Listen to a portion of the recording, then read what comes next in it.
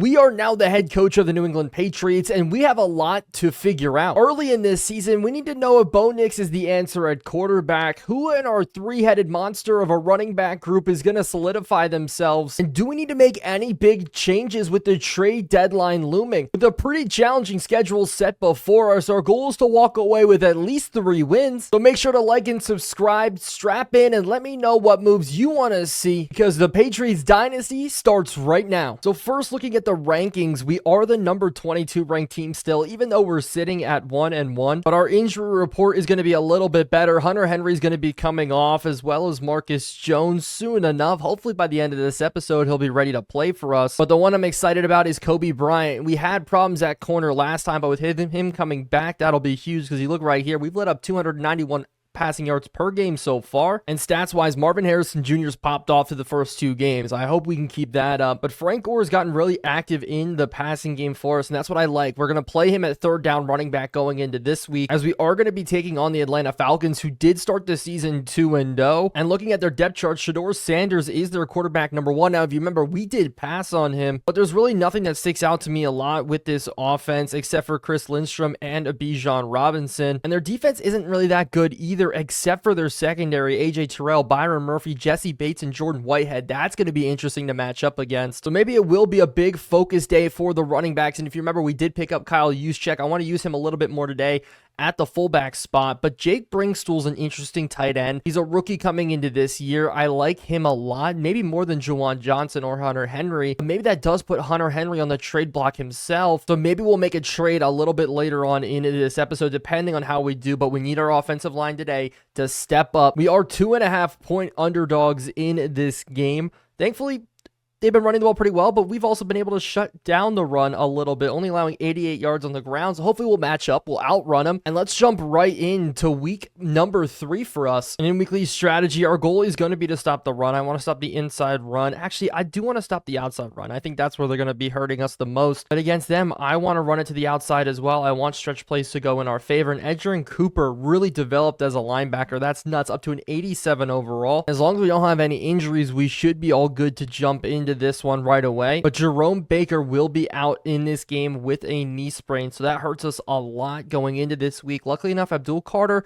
pretty good, and Mape will be there as well. And Bringstool, who we did have some favors for, does have a pinched nerve, as well as Ryan Kelly in the middle. So Ezra Cleveland's going to be getting the start today at center, as well as Sidney Sow getting injured as well with a moderate concussion. So 2 interior offensive linemen are going to hurt us being down. So we do have to sign some practice squad guys. Michael Gonzalez is going to be coming over, a Louisville rookie, as well as Jake Sundell. He's only a 68 overall, but I just need him there to back up Ezra Cleveland today. So after all the injuries, we are ready to get into this game today. It's going to be shutting down Shedeur Sanders, making Bijan Robinson one-dimensional, limiting him as much as possible. But this is a huge turning point, as the Falcons are 2-0 and actually up to an 86 overall. I didn't realize their team was rated that high. With Grady Jarrett in the middle, maybe we could just run to the outside and get things working. Hopefully we win this coin toss. We have a lot riding on this one. To get up and over 500 would be huge, as we've never done that in this series so far. But the kickoff is happening, and it's time now for a Frank Gore Jr. return. We haven't seen any big returns from him yet. I'd love to see one right here out to the outside, only getting up to about the 20, but the injury bug's hitting us a little bit. Hopefully it doesn't hit us in the game. We're gonna have a little bit of a different look at our offensive line. Cole Strange is gonna be the one starting, but Bo Nix, is he the answer? I said it in the beginning of the episode. I'm gonna say it again here, because we need him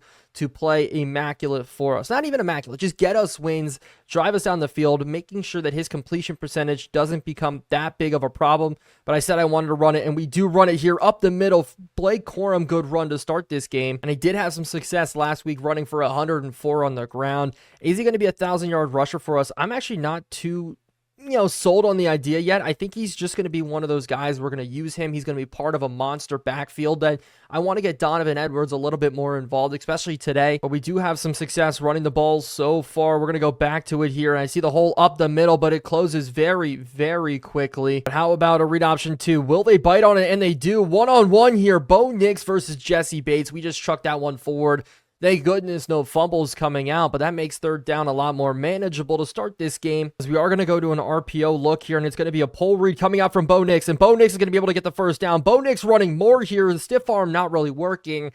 But you know our offensive line has had problems, and I'm expecting one right here. It's going to be a holding call on us. If it isn't Mekhi Becton, no, it's Hunter Henry coming back from injury. So apparently every tight end, every offensive lineman is absolutely killing us right now. As now we're backed up to a 3rd and 10. That may just be a drive killer for us. Looks like maybe they're in man-to-man here. As I am going to try to throw it, but the pressure gets us, and it's Grady Jarrett. Who else coming in for the sack? Didn't have enough time for it to develop out to Darius Slayton there. I was looking to try to throw it to the sticks. So we do have to punt this football away. It's going to be Shaheed getting the return. Good tackle coming out from Denzel Burke, but outtrots Shador Sanders. We need to shut him down today, but I'm more worried about shutting down Bijan Robinson. That's how this is going to work, because I want to make this team as one-dimensional as possible. Bijan Robinson, one of the most dangerous running backs in the league. They like to run with him a lot, but they do motion him out here. Hopefully we should have some success today. I'm worried about the Kyle Pitts matchup as well, as they do go quick and underneath to him. Good tackle there from Abdul Carter, though, just so we can keep up with all the weapons the Falcons have. One of the things we're doing today is Nakobe Dean's going to be the actual listed starter at middle linebacker, and then Matthew Judon is going to also be benched at linebacker in favor of Carter as well as Mapu. I need speed on the field today if we want to shut down this team. And with a great run stop right there, I'll take it, as they do jump offside. So bring them back 5 more, and let's see what they can do on a 3rd and very, very long. As we are going to see with Kyle Pitts staying in the block here, it's 3rd down. They're throwing it right to the sticks, and they do get the completion. That's Denzel Burke matched up one-on-one out there. As he's kind of going to be our CB3 and 4 today. Did sub in on that last play because we were in the nickel look, as they do go run here with Tyler Algier, and the hole just opens for him, and he's off to the races. We had no help there. Great job from this Falcons offensive line, which is a little bit dangerous. Chris Lidstrom there at guard, very good. But I think with our defensive line, we should be able to hold them. They are going to have some explosive runs every once in a while, and we're going to be able to shut them down, hopefully, as they do go to the air one more time, as they just dump it off here. Right away, nice and easy to Bijan Robinson as Shador Sanders starting this game 3 of 3. 2nd and inches now for them becomes very, very manageable. Man in motion, and they aren't going to give it to him. Instead, they are going to give it up the middle, and it is Algier with the run who's going to pick up the first. And the question today is, do I trust our guys to go man-to-man against this team? It's going to be a tall task, but hopefully we can get it done here, as it is a run to the outside, and we have to give chase one more time. Nakobe Dean getting out there, good enough, but the contain there just being the absolute problem for us, as we're just getting no luck here to stop the Falcons just yet, as they do go run to the outside again, and we're finally there to bottle it up. Nakobe Dean making a good tackle, but I'm interested to see this season how this team develops. There's a lot of different guys across the field that could definitely be making big impact plays for us, but also there's guys that we're going to be able to trade for. It's as simple as that, as Judon up the middle making a move, and Judon's going to make 3rd down so much harder for them here. That's what we needed. We needed our guys to be able to get in, make disruptive plays. Judon not getting any time today at a stand-up linebacker in the box. He's going to be an edge rusher for us through and through, as they do double Justin Matabuke there, and we're able to bring Judon in basically free. And so we're basically just praying for them to throw to the sticks here, as we're kind of rolling out, as the pressure's in the face, as they dump this one off, but luckily enough, he steps out of bounds. The throw led him a little too far. Thank goodness that was a lucky play, because CJ Gardner-Johnson started going after the quarterback. But the Falcons only looking to take 3 here. And hey, a block would be nice. Do I think we're going to get it? Absolutely not. As Young Hoku, one of the best kickers in the league, gets this one off, and it is good. So a good job by our defense, bending but not breaking here. And let's get a good return here from Frank Gore Jr. Almost enough to bust that one off. But the Falcons linebacking core all over us. All those guys on special teams there. The linebacking core is going to be something to worry about today. Devin White in the middle, as well as the young guy who did get up to an 87 overall. I'm blanking on his name right now. It's going to be tough here. It's run up the middle. Absolutely nothing. Blake Corum, no chance on the run there. So it may be a passing type game. I said I wanted to run today, but so far no success, or not much success on the ground. So it is going to be a 2nd and 10. And the pass rush is just getting to us early here, as it is Darius Slayton making a good catch. But we're still nowhere near the sticks. Up the middle, so much pressure coming in. Cole Strange, the high draft pick a couple of years ago for the Patriots. Has he panned out so far? I'm not too sure about that one.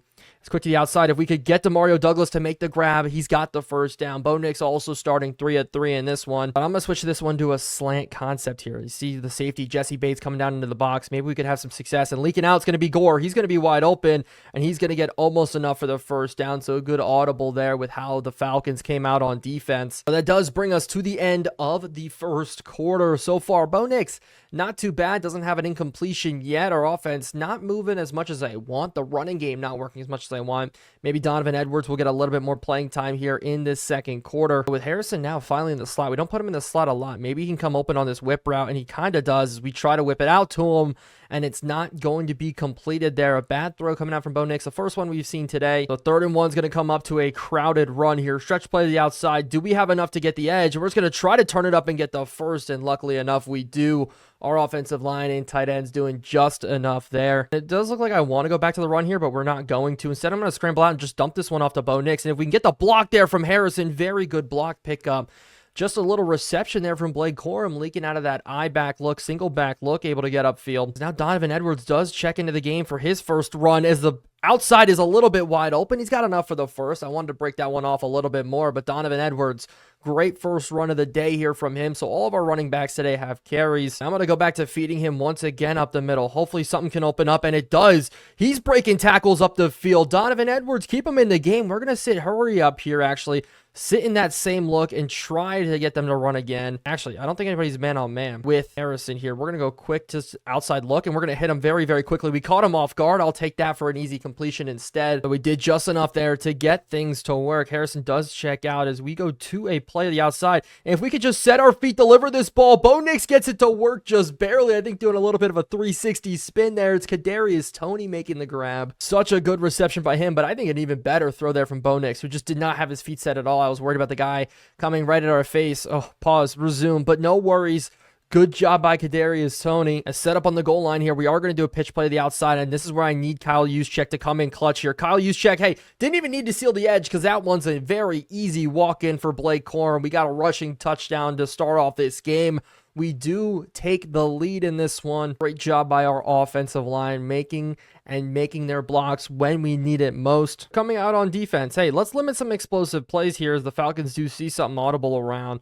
But I want no big plays over 20 yards. But hey, we've seen the Falcons. They've made some good plays before. As across the middle, this one's going to be Christian Gonzalez versus Drake London. Drake London winning that one. The big basketball frame from him. I think man coverage is going to be the way today, but we will probably sit in some zones as well, just because I'm a little bit worried about the run as they do go to it here. Actually play action. Just dump this one off. Jude onto the outside. Make a good tackle on Kyle Pitts, and we do. That one had me absolutely sold. Was not expecting it as we're going to go to a pistol look here from the Falcons as they go to the air once again, hitting to the outside. Nakobe Dean not being able to make the play, and just like that, I said I didn't want to give up a play over 20, and it's Nakobe Dean doing it for us on Kyle Pitts one-on-one. So not what we wanted here as Christian Gonzalez is going to come off the edge and a little bit of a corner blitz.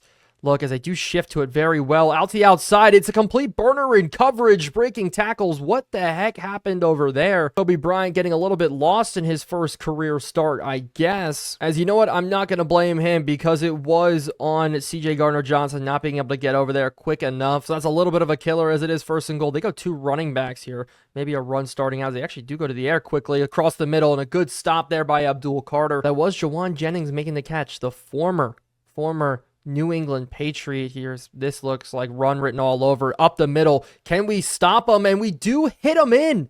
What are we doing? We had him bottled up first, but the tackle from behind gave him the push he needed to fall into the end zone.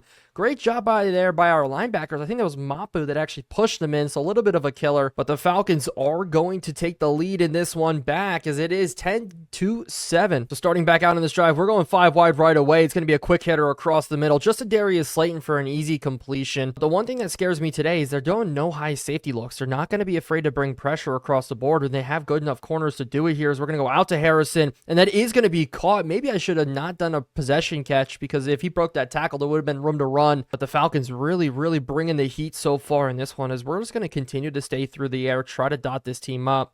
As I am just going to actually scramble up here with Bo Nix. And I could have dumped it off to Slayton, but it's going to be Bo Nix running down the field. And as long as he doesn't fumble it, I'll take those kind of runs all day long. Our longest run of the day from him. Who knew his scrambling would want to be one of the biggest traits so far this season to really expose themselves here. As it's going to be Corum now off to the races. Make Jesse Bates miss, and he does. Tackled from behind. But our offense shooting on this drive on all cylinders. Run, pass. Hey, option even. Haven't seen it yet. But now we are going to fake it and go to a scramble, and we should have it, but we do get sacked. Try to get the ball out, try to get the animation, but it's Bowser getting the sack, so a little bit of a stutter there in the engine, and that's going to bring us now to the 2-minute warning.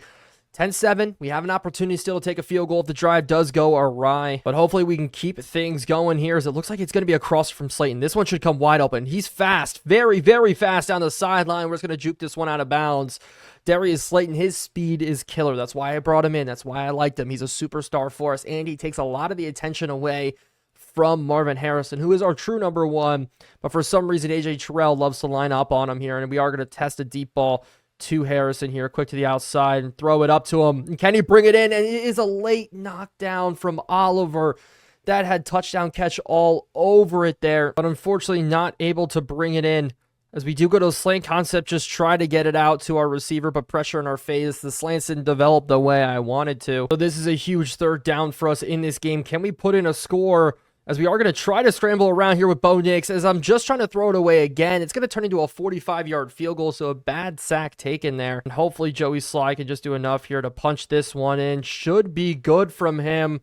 So it's going to be 10-10 to score. I tried to scramble around. I was going to think about stepping up, but I saw the guy on the left-hand side shed a little too quickly than what I wanted to. But we did get enough to tie up the football game, so I'm happy about that. As with a minute 39 left, our defense just has to sit back, make sure the Falcons don't bust off any big plays, and we should be good heading into halftime. But have I eaten my words before?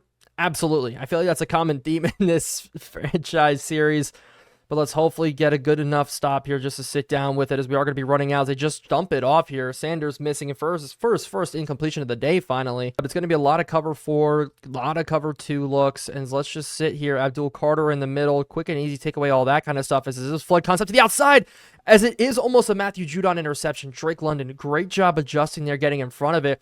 As they are going to the hurry up now, we're just going to continue to sit in this cover 4 look, as it's going to be a takeoff here by Sanders, and he just goes down, slides down. They do audible here, but the clock continuing to run down for them. Hopefully we can make something happen. Expecting a 4 verticals concept, but they do just dump it off this time, and a huge hit there from Abdul Carter. They do burn a timeout, and so we're finally going to sit in a man-to-man look on this one. Trust in our defense to make the right play here. Is out to the outside. We're going to be all over it, and it is a fumble. Fumble out of bounds. Did he even have possession of that ball? Because they're going to get great yards out of that, and it is going to be a booth review. If it's a booth review on the fumble, or is it a booth review on the catch? Because I don't think a football play was made there. That should have been a great knockout. And it looks like they're going to have great field position off of that one. So a little bit of a killer there for us. Not what I expected, as they do go 4 verticals concept. And it is a sack. That is such a big sack coming out. I think that was Keon White. But now only 20 seconds left. Can our defense still continue to hold up here? They're going to go across the middle, and he is wide open.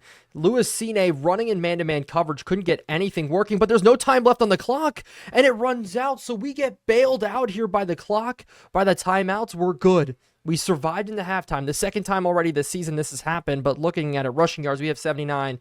Passing yards 72, so a good job from us so far making things work. The Falcons, though, passing all over us, so the problems continue in our secondary. And so in halftime, taking a look at another big game going on right now. The Jets 0-2 facing the 101 Bills. Things are working out so far. Gabe Davis no longer a Bill in real life, but hey, what am I going to do about that? But the Falcons are going to be getting the ball here to start the second half. We did lose the coin toss. That does suck a little bit.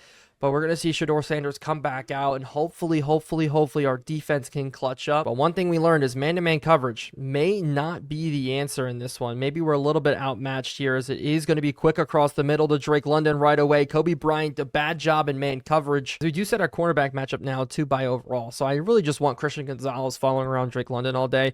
It's as simple as that, but the Falcons go to an I formation. I am expecting a run up the middle, something they haven't done a lot, and it is going to be Bijan Robinson making a lot of moves, but he's only got 4 carries on the day so far, so I think that's a lucky thing from us. We're making Shedeur Sanders beat us. The only problem is he's doing a pretty good job at it so far here, as they do go back to the air one more time, quick and underneath. I thought we were going to be all over it there with Jabril Peppers, but we back up the wrong way, as this is a passing situation through and through here, bringing a lot of pressure off the edge. It's going to be Kobe Bryant coming up, and we have a sack right away. Such a good play. Abdul Carter coming in. He's got 6 tackles. Add a sack to the list, as we timed up the blitz on 3rd down absolutely perfectly. Zone blitz coming out. We dropped right into it. Maybe it was a screenplay. I think it developed that way, but Carter fast enough there to get in, as it is going to be a return now from Kadarius Toney. We've seen him make some plays today.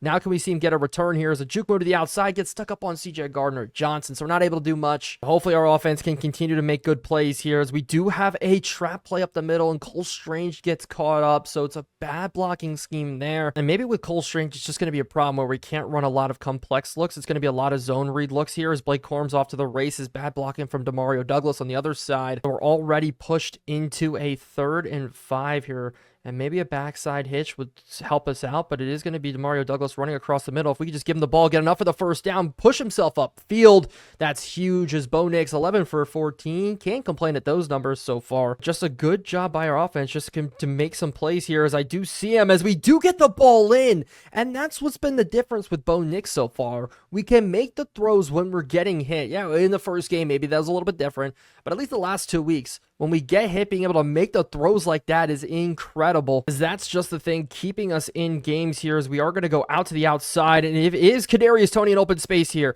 as he does get a good spin move to work, but gets hit from behind. I think that was by A.J. Terrell, maybe Oliver there, but Kadarius Toney doing a good job just on the bubble. I really like the way all of our receivers are getting involved here. Now just to a simple base look, and I'm going to change it to an inside zone. I can't have Dotson scraping across there because it's just the combination is not going to work, as it is Cole Strange not getting over in time again as the linebacker comes in and is able to block up the hole. But on this 2nd and 9, we are going to go back to the run, and this time it's going to be a better run here. Blake Corum to the outside, breaking through one tackle. Blake Corum off to the races. He needs one guy to beat to get into the end zone, down at the 1-yard line.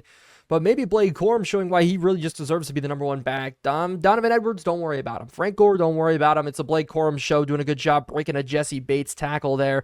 Bad tackle from behind there. I think, was that Oliver there, the corner, not being able to bring him down, but Terrell, the chase down, getting down at the 1-yard line. But now we are going to check to Edwards coming in. I want Edwards to get another rushing touchdown, a little bit more of a power back, a little bit of a bigger size here, and up the middle. He's going to have an easy touchdown run for us. So his 2nd rushing touchdown of the year so far. No passing touchdowns today, but hey, I'll take a lead over anything else. So coming back out on a defense here. They do fake it as they go out to the leaking out tight end. Is that actually receiver there? But Shador Sanders able to fit it in, and that is Jawan Jennings getting the grab. We tried bringing a little bit of a blitz.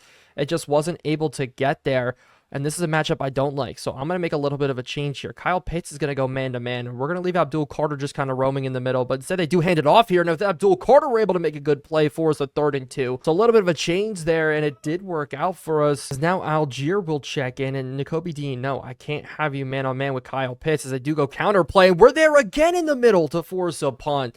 This time Christian Barrymore there in the middle to make a huge stop. Him, Justin Matabuke, very, very dangerous. The defensive line is the biggest factor for us, and scraping off of that, making a huge tackle is great for us, and we can maybe jump out to a 2-score lead here. And with Toney making plays for us today, a huge return right here would be absolutely ginormous for us. Is up the middle. We're just going to take it as he's going to get it all the way up to about, I think that's the 26-yard line. So, hey, not too bad, but it is going to be a little bit of an RPO college-style look here. So we're just going to throw it out quick to Demario Douglas. He's in space. One juke move, not enough to make the guy miss, though. Harrison, I need that block to get picked up. But life's a little bit easier when you make life easier for your quarterback. We're making quick reads here, getting the ball out. We're going quick out to Demario Douglas again. A good juke move, and he's got it up for a 1st down. And really no reason to run the ball. I'm kind of surprised at this. No reason to run the ball at all. This is going to be an easy dump off here. Frank Gore Jr. is going to get enough for the 1st down now. And yeah, we're averaging less than 10 yards of reception, but we don't need any big explosive plays when our offense is just working its way down the field right now. I have no reason to go crazy in this one, as a free rusher off the edge, though, is going to result in a sack. Grady Jarrett,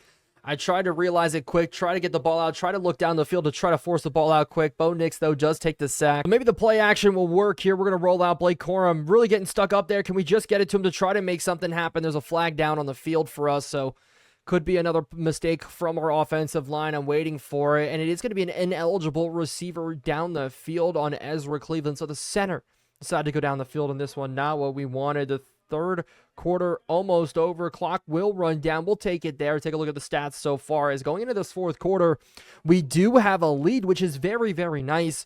But I need to maintain it here. Passing yards and rushing yards equal for us. But the big thing to notice there is the time of possession. We're dominating it so far. A couple extra plays for us, as I want to continue that notion throughout the entire season. As Jesse Bates coming down into the box. Now, both of them coming down into the box on this 2nd down. This is where it could really open up. If everybody does bite on it, this RPO action could leave Demario Douglas absolutely wide open. It is going to be a pull read, and we're going to try to throw it out, and it is intercepted. Oh my goodness.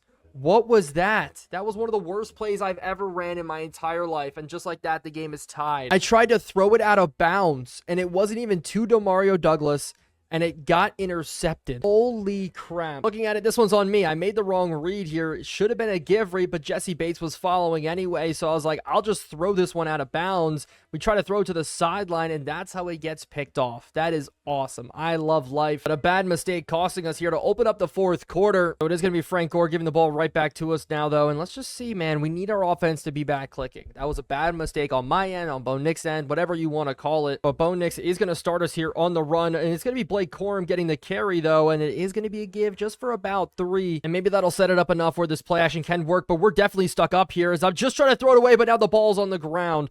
Luckily enough, we recover it here. I tried to get the ball out. Jawan Johnson got stuck up, and our offense is just crumbling right now. Just pressure everywhere. We get hit as we threw. Luckily enough, Mekhi Becton's there to fall on it. So being a 3rd and 14, it's just going to be a screenplay. Pressure coming off the edge. Can we dump down? And we do. Cole Strange getting a great block there, and it's not enough for the first down. So close. Cole Strange now going down a little bit with an injury. So not what we want, is we're going to have to punt this ball back to the Falcons here. They are just going to take a fair catch in this one. Started about the 24, 23-yard line. So Shedeur Sanders, we got to continue to shut him down, and I got to keep Cole Strange in this game. We are going to be bringing the blitz, but they do motion out here. Hey, Bryant, let's follow your man here. Follow your assignment, as we are just going to sit with Jabril Peppers as they throw quick to the outside. It's a jump ball, and it is there in coverage. Hey, Bentley, I'll take that all day long. The zone blitzes, some of the different looks we've been throwing their way have been working so far. So I'll definitely take that, as we just need this blitz to continue to have some success. It is a run up the middle, and we are feeding on Bijan, but he's breaking tackles one more time, making it a 3rd and 2, much more manageable for this team here. It's just a little bit rough as the Falcons line up in the pistol look, as they do just hand it off up the middle. Can we get there? It's Tyler Algier, Jabril Peppers making the tackle of the day just to hold him, and I don't know why they're subbing out Bijan Robinson, bringing in Algier, because I'd be feeding Bijan Robinson all day long if we had a running back like him. But Tony, I need a great return here from him. Out to the outside, just getting wrapped up a little bit. We couldn't get the blocking there from Mike and Joby, but it looks like a nice corner blitz coming out here. So maybe it's a dump off quick to Slayton, as it is going to be if we could throw it in the zone. It is intercepted. Jump by the linebacker here. Can we make the tackle? We do. 2 bad interceptions coming out, and at this point, our defense has to be getting tired as they do go counterplay up the middle, and it's going to be off to the races for Bijan Robinson. Can we hold him in from getting into the end zone? We do, but it all comes down to it right here. Can we gap him from getting into the end zone? We don't. So Bijan Robinson gets the Falcons the lead here. 2 bad mistakes to start the fourth quarter for Bo Nix and us, and the Falcons now have the lead. 14 unanswered for them, as we are just making mistakes, and the Falcons are just capitalizing off of them. It's as simple as that. We've just had nothing go our way. Some bad mistakes coming out. The slant route jumped by the linebacker. Didn't read it enough there, as we are just going to continue to have to go to the air to try to make things working here. Quick to the outside. It's a good breakup from them. Now a run play up the middle, but we're going to feed this one out to Slayton here instead, and let Slayton roll off to the races. Slayton down the sideline making one juke, and he's got a ton of yards there. It did count as a rush, so congratulations, your first run on the season. We're just trying to put a score up on the board, going quick out to Slayton again one more time. Only able to get about 3 or 4 there. Does make it 3. But now Tony is going to check in the game, and it is going to be a little screenplay out to him, as we just have to hit a little juke move, and he just gets hit in the ankle, so it does set up 3rd down, as hopefully Harrison can just pop open here quick on the drag, and he does, and we're able to get him the ball. Instead, it's broken up. So 4th and 3 in this one. I'm not going to punt the ball away. I'm going to go ahead and go for this, and you see the momentum just not in our favor here, just giving us whichever play we're feeling as we go quick to him here. We need the pass to be caught, but there's a flag. Are you kidding me? Did we shoot ourselves in the foot one more time? And instead, it's actually roughing the passer. So it's in our favor. That's such a big play. Byron Murphy, the 2nd-year man, does make the penalty. So we're just barely staying alive in this one, as I'm going to take a deep shot here. Harrison one-on-one, and it is knocked down. And we just need one more big play to go our way here, as we do get sacked on this one. Robinson right up the middle. So are we in 4-down territory once again? Most likely here, as we're going to take a shot to the outside. Harrison can't win the jump ball against Oliver. Not where I wanted to place that one, but Sly's going to have to hit from 52, one of the longest field goals of the season. Can he put it through? Does he have the leg? And it's going to squeak through the bottom right corner of the field goal post. Start good hold from him, but still is a 4-point game in this one. Not a lot of time left, only 5:04, but I'm definitely not going for that 4th down. That's why we did kick that field goal. And with all the mistakes that we've made in this game, well, it's only been 2 bad mistakes. We have to do enough here to come back. But I hate that momentum, everything just not in our favor. I can't even tell what play we're running as they do bring a man in motion. And they are going to give it to him here on a jet sweep. Shaheed, but luckily enough, Kobe Bryant fast enough to make that tackle. That's huge. But bringing pressure is going to be the key here. Justin Matabuke in the middle. Can we get off of it here? And we do just enough. Nakobe Dean there as well. And we know this is going to be a pass. And we're going to go ahead and bring a ton of pressure in the face of Sanders here. We should get a free rusher, hopefully, here. As it is going to be Carter. Instead, it's going to be one another guy, as it is an interception. So it all worked out. I kind of got lost for words there as I saw Carter coming through, but it was Judon on the other side. Judon getting through, and that's a huge late-game interception for us. Such a bad play from Shedeur Sanders just to throw it up. CJ Gardner-Johnson with the pick there. That's what happens when you commentate live. Sometimes you get a little bit mixed up with what you want to say, and it all comes out sounding like you're speaking Greek or Latin or some other different language here. Is now finally to Hunter Henry and the tight ends here. Enough for a good gain about 9. Let's just try to keep this drive going here. We can win this game, as it is going to be underneath to Slayton enough for the first down. Took a weird shot on that one, but the clock continues to run. I want to make sure if we do score, we leave absolutely no time left on the clock for a field goal or for anything in this game. This is going to be quick, just a settle route here. Good catch by Slayton. No, he does drop it. A hit from Jordan Whitehead, and we still have momentum, just not in our favor. Getting confused with the plays a little bit here, as we do have to scramble out, and I'm just going to try to dump it off to the running back here. Frank Gore doing enough to get and stay in bounds and make it a 3rd and inches. A good last-second switch-up read to the check-down back there, as he's got a ton of yards on the day. But now running the ball kind of to the backside here. A weak side run could be very nice. A little bit of a switch-up of pace here is up the middle. It's going to be Blake Corum off to the races one more time, as it is going to be Jesse Bates bringing him down eventually. Actually, A.J. Terrell. But that's a huge call there on the run. As we are actually going to go back to it here and try to hit Slayton quick in the window, and he's going to stay down. That's going to bring us to the 2-minute warning, and we're ripe and ready to score, and maybe our mistakes are going to be nulled as the 2-minute warning's called if we could put in a score right now. We are going to start it with a little bit of a jailbreak screen, pressure in our face, getting out there. Kadarius Toney. If Mekhi Becton could have picked up that block, that would have been a touchdown right there, but I'm going to continue to let the clock run. If I could get Slayton to leak out here, that'd be very, very nice, as it is actually going to be up to Blake Corum. Blake Corum getting a truck, and that's a huge play. Now 3rd and 2. Clock does stop because he did go out of bounds, but that's such a massive play for us, as we are going to try to run up the middle here with Gore. Actually out to the outside. Hunter Henry making the grab. He's got enough for it. At least I thought he did, but no. It's all going to come down to this right here. RPO action, and it's going to be a pull read here. And Bo Nix up the middle. And Bo Nix is going to pull it and get in to the end zone. We now have a lead in this ball game, 27-24. Hopefully, this extra point is going to be huge for us. The problem is with that momentum, that last pass to Hunter Henry, I couldn't see if we had to throw to him or not, if it was an RPO or how it was all set up. So it was a bad pass out to him. We were able to make up for it, get the touchdown here with Bo Nix scrambling into the end zone. His stats are going to look horrible because he has no passing touchdowns and 2 interceptions. So that means 3 touchdowns on the year, 5 interceptions, but he's accounted for a couple rushing as well. So maybe we'll count total touchdowns for him this season. But somehow late in this game, we have a lead, post mistakes, post barring any issues. We can walk away with a win here in this game. We are only going to be rushing 4, dropping a lot into cover 3, making them throw underneath here as they go quick to the outside, and that one's almost caught there. So a little bit of a risky situation there. Shaheed, if he caught that down the sideline, I don't trust CJ Gardner-Johnson to make that tackle one-on-one, as it is going to be cover 4, as I do see him scraping across the middle as I try to get over. But that clock's going to continue to run. Instead, they do burn a timeout. I'm too afraid to go man-to-man coverage here. I really am. But I don't know how well we can drop into looks, as they do go, almost looks like they're already set up for a bench concept here, and it is, as they go quick to the outside, and it is a huge tackle there by Javon Ballard. They burn the second one there. He's going to be another pass play right around the midfield stripe. Can we make it happen here, as they do look to throw, as he's hit as he threw, but somehow Bijan Robinson holds on to it. Bijan Robinson getting down as we may be going to overtime now. Clock continues to run. They are actually going to check this to a spike. No way, not expecting that one, as instead just get a penalty call, and the penalty call is going to be on them. There's no way. And that's going to take them out of field goal range. Oh my gosh, the luck of everything is on our side. That takes them enough out of field goal range, so they have to test a Hail Mary. There's absolutely no way. This is not the finish that I expected here, as they're just going to toss this one up to the end zone, and it is going to be knocked down. We somehow walk away with a win in this game. It was up, it was down, it was very down. We got it back up. We made it work, walking away with a 27-24 win. Was it the best showing of all time? No, but a win is a win. A win is a win. We're good walking into week number 3 for the first time ever. We have a winning record.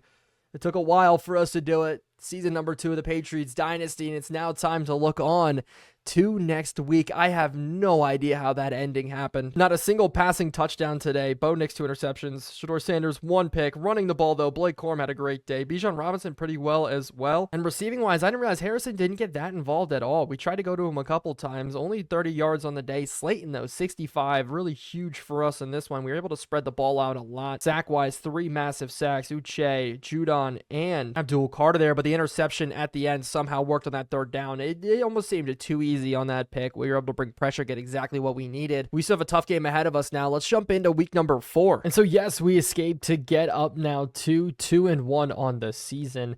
Looking at it, Bo Nix, 3 touchdowns, 5 interceptions, but I promise you he's not the only one with those type of numbers right now. Drake May's got 5 interceptions. Baker Mayfield 1-5. Kirk Cousins is 4-5. Justin Fields, who we will be facing today. A rematch. We gave up on him, but we're going to be facing him today. He's got 1 touchdown, 4 interceptions on the year so far. The one bad number is we've taken the most amount of sacks in the NFL so far this season, and still quarterback rating sitting at number 19. So not bad numbers coming out from him so far this season. I really can't complain. And the completion percentage, which was such a big number, now sitting at a much better spot, 73% to start the season. It's just some bad interceptions from him. But looking at Denver now, 0-3 to start this season, and they're going to be without a ton of weapons on their team. Jerry, Judy, Barron, Browning, Cortland Sutton, Javonte Williams, Ben Powers, and Jordan Bringle.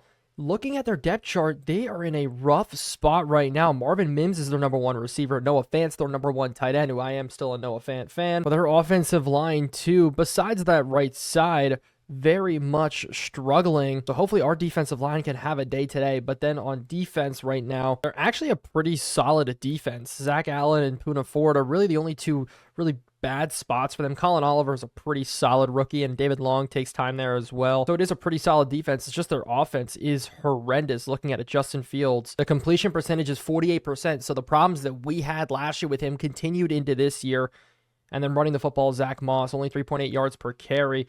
And without some of their best receivers here, we should be poised to have a pretty solid day today. Luckily enough on our side, some of the guys out of injury reserve, but it's still going to be Ryan Kelly, Sidney So there, Jerome Baker, Marcus Jones, and Yatir Gross-Matos. So by the end of this episode, we should be rip-roaring and ready to go. I do want to take a look, though, at the trade block right now, see what players are available. And looking at it, there is a lot of them, including just one thing I do want to do is take a look at the trade block, see what players are available, let's see who's trying to get shipped off right now. And looking at it, there is a ton of them. Justin Fields back on the trade block for Broncos, which very self-explainable there. His career at this point is getting chalked up to being a bust. Did go to the Steelers today in real life, though, so it's kind of exciting. But Colton Miller is an interesting one with him on the last year of his contract, as well as Iggy Ekwonu. He's there, too. So 2 major left tackles there. The problem is if we do get him, we have to re-sign him. Jalen Petrie, who I do really like, who's been sitting on the injured reserve for the Houston Texans on the trade block as well. Jeff Okudah also down here, the Broncos' 2nd string corner. A couple of you guys in the comments said, hey, go get him. I did stick Noganai and Joby up there, as well as Juwan Johnson, but I don't think anything's going to come out of those right there. And before we get into the rest of looking at what it takes to beat the Denver Broncos, we do a trade to make. Josh Uche, his contract's really, really big, and with the way Abdul Carter's been playing, the way the rest of our team has been playing for the linebacking core, I'm just not seeing enough from him, and still owing him a lot of money. We're going to be going ahead and shipping him off to the Green Bay Packers for a 4th round pick, and that's going to lead us to pick up Andre Carter, a former Army guy who I think is going to come in and play pretty well with the empty spot that was left from Uche. Look for him to be more of a special teams guy, but I thought I had to mention it. But I am just looking at some of these receivers sitting here on the trade block. I don't think anybody's better than Kadarius Toney. Maybe Cortland Sutton could be fun to go after, but it would probably cost us a lot. But sitting at the standings, we are looking pretty good, but it's time now to go ahead and beat up on Justin Fields. Hopefully, we can get to 3-1 on the season. But if you see it, we already have a lot of contracts up for grabs, guys that we can re-sign. Luckily enough, Marcus Jones doesn't want a major deal, so I want to re-sign him as soon as possible. Probably for a 2-year one. Cole Strange is where it gets a little interesting. The price tag's not going to be big for him, but then again, he's been playing pretty poorly for us. But the rest of it all opened up. I wonder what we can do here. Christian Gonzalez, will we take his option? Probably. But checking in on our quarterback 1 so far, I want to continue to have him build chemistry. He's definitely not carrying the team. I don't even know what is at this point. We've been kind of a little bit of a mess when it comes to what we're doing. Yes, Bo Nix is doing pretty well, but the turnovers are still pretty relevant. We did get screwed over last week on how the team looked. I'm definitely going to try to contain the QB scramble today, and I do not want to throw it deep. I want to throw it short today, continue just to dime teams down the field, and we got screwed over with practice, so hopefully that's not the case this week. We had Sydney So go down, Ryan Kelly go down, but it looks like that we are not going to be all good. Metlafonwu going to be down with a knee sprain, so we're going to have to move Cine over to that strong safety spot to at least allow us to play. And Jake Sundell also going down with turf toe, so we're going to be back down to one center again this week. We did pick up Jared Patterson at center, so we're going to be all good to jump into the game this week and take a look at how we do. And we are away for this one. Luckily enough, that hasn't been a downfall for us as it's been for some teams so far this season. But it is going to be another game on CBS, and we did see it earlier. The Broncos are a very, very beat-up team, so we should have all the tools in place to take down this team and move up to 3-1 on the season as a good return from Frank Gore to start it off. That's what we need. But what are the goals for this game? It all comes from this guy right here, Bo Nix. No turnovers, 2 touchdown passes from him. I want to get him back up to 5 touchdowns, 5 interceptions. I feel like that's a good spot to be through the first 4 games of the season. Obviously, interception number at 4 is pretty high, but also I want to get Donovan Edwards 8, maybe 6 carries in this game as a run to the outside to start it for Frank Gore is going to be there. I want to make this game as easy as possible for Bo Nix and have us completely blow out this Broncos team. I feel like that's everybody's goal here, but quick and underneath as we do almost get stuck on it, but it still is enough for the first down. But I love to see it at the bottom of the screen. The Carolina Panthers take down the New York Jets. Such a good job or good help for us this season. As maybe we can get him to the outside if we could find it. No, we can't to Darius Slayton. Pressure on Bo Nix there, and that pass does not go anywhere. Luckily enough, Jerome Baker, Ryan Kelly, Sydney Snow should all be back next week. We're already in a 3rd and 10, and we have to throw it to the sticks to be able to pick up this first down. Quick blitz coming out here, but to the outside. Douglas able to hold on to it, and that's going to be enough for the first down there. Douglas, I'm still interested to see how he develops. He's one of those guys. He's a great slot guy. Hasn't done anything special. Had a good season last season. Didn't have a great season, but I want to keep having him develop as we do check it to a pass here. Backside slant should be wide open as it is not, as Harrison kind of broke off a bit weird, but we're still able to get the completion for 5 yards. As the Broncos are just continuing to stack the box on us, and we'll keep doing this all day long as Douglas comes open on the whip route here. Tried to go to the spin move, didn't quite work. But you saw it, we're not afraid to make trades. The Uchi trade was just to clear up cap room, but we definitely want to make some trades to bring in some maybe more talented players here as this one goes for nothing. David Long coming in on the tackle. With a blitz coming out the left-hand side here, we're going to go quick to the air, try to swing it out to Hunter Henry, and the stiff arm not quick enough to get there as that only goes for 3. So a verticals concept coming out. Quick hitter here as we do see it across the middle, but it is going to be a bad throw coming out from Bo. So 4th and 7 does come out, and it's going to be a 52-yard field goal for Joey Sly. And the way he's been hitting field goals so far this season, I have no problem taking this one right here. And that is good. Joey Sly from 52 puts the first points up on the board in this game. Completions from Bo Nix, a little bit interesting. We had 2 good passes and they just didn't work. This is a big game, a statement game for us. We got rid of Justin Fields. Is this a revenge game for him? And can we shut it down completely? 1 touchdown, 4 interceptions. Look at the completion percentage. His start as a Bronco is about as bad as it can be here. And at the running game too, without Javonte Williams, it's only going to get worse as they do go play action here. Pressure already coming and they throw this one out right away. Their offensive line is the only thing that scares me. So for me, kind of my mentality coming into this game is, what if we just put pressure on Justin Fields, make him beat us through the air as we across the middle get the easiest user lurk of our life.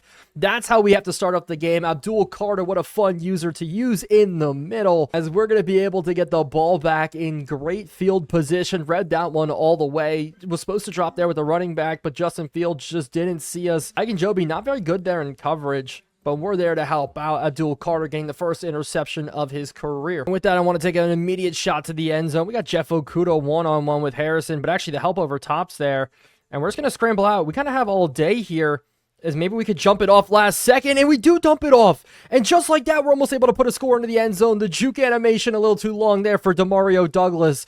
Bo Nix making plays to open up this game. We said the completion percentage on the first drive wasn't quite there.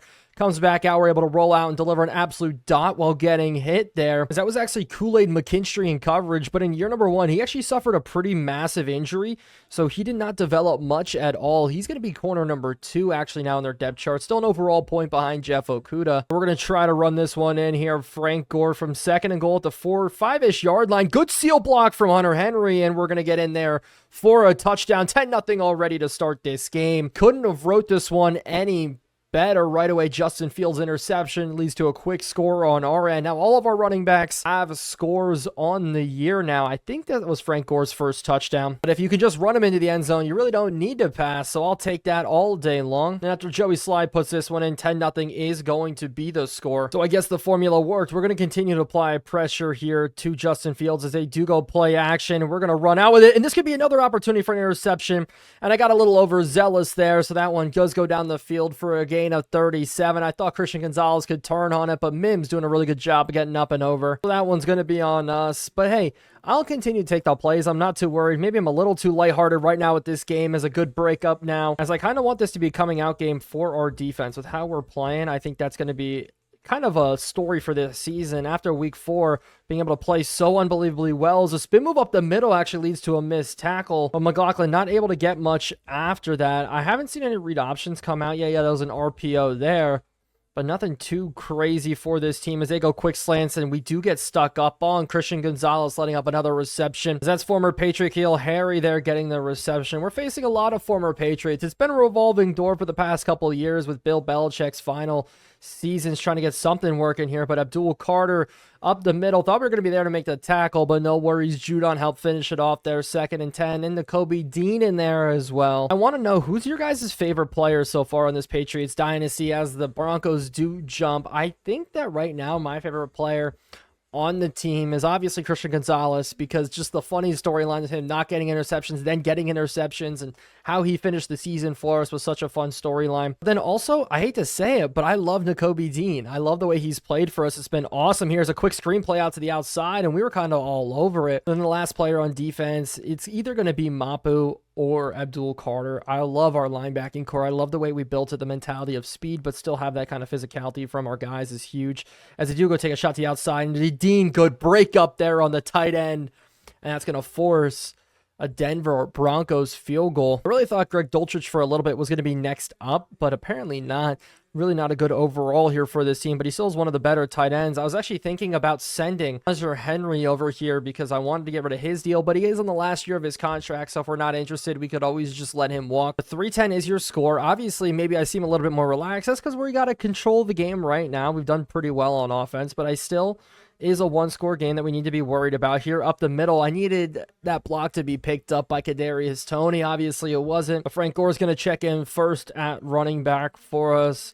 Little RPO action. We are going to give it to him here up the middle. Good run from him for about 5 as he continues to have success in this game, over 5 yards per carry. And now finally Donovan Edwards getting some carries. We're going to stretch play to the weak side, and as long as the blocks could get picked up, we're going to be solid here. But other than that, bad blocking from Harrison on the outside is only leading to a gain of 1. So on this 3rd down, we do have to go to the air, and the way they're playing off makes me think this is probably a zone coverage look here. So quick to the outside if we can fit it in for the 1st down, and we do. But Marvin Harrison getting banged up on the play. He's jumping around like he's fine, so I'm a little bit confused here, as now he's walking pretty gingerly to the sideline. So I need to know what his injury is, because that is not good for us. They are crowding the box, going man-to-man here, but I'm still going to take the chance here on the run, as Frank Gore is going to get up the field and get another run of 5 for us. Having this 1st down success has been huge so far. But Harrison's got a quadricep strain, so he's going to be out for the rest of the game. If we want to win, we're going to have to get it done with Kadarius Toney and Demario Douglas finally sharing the field together here.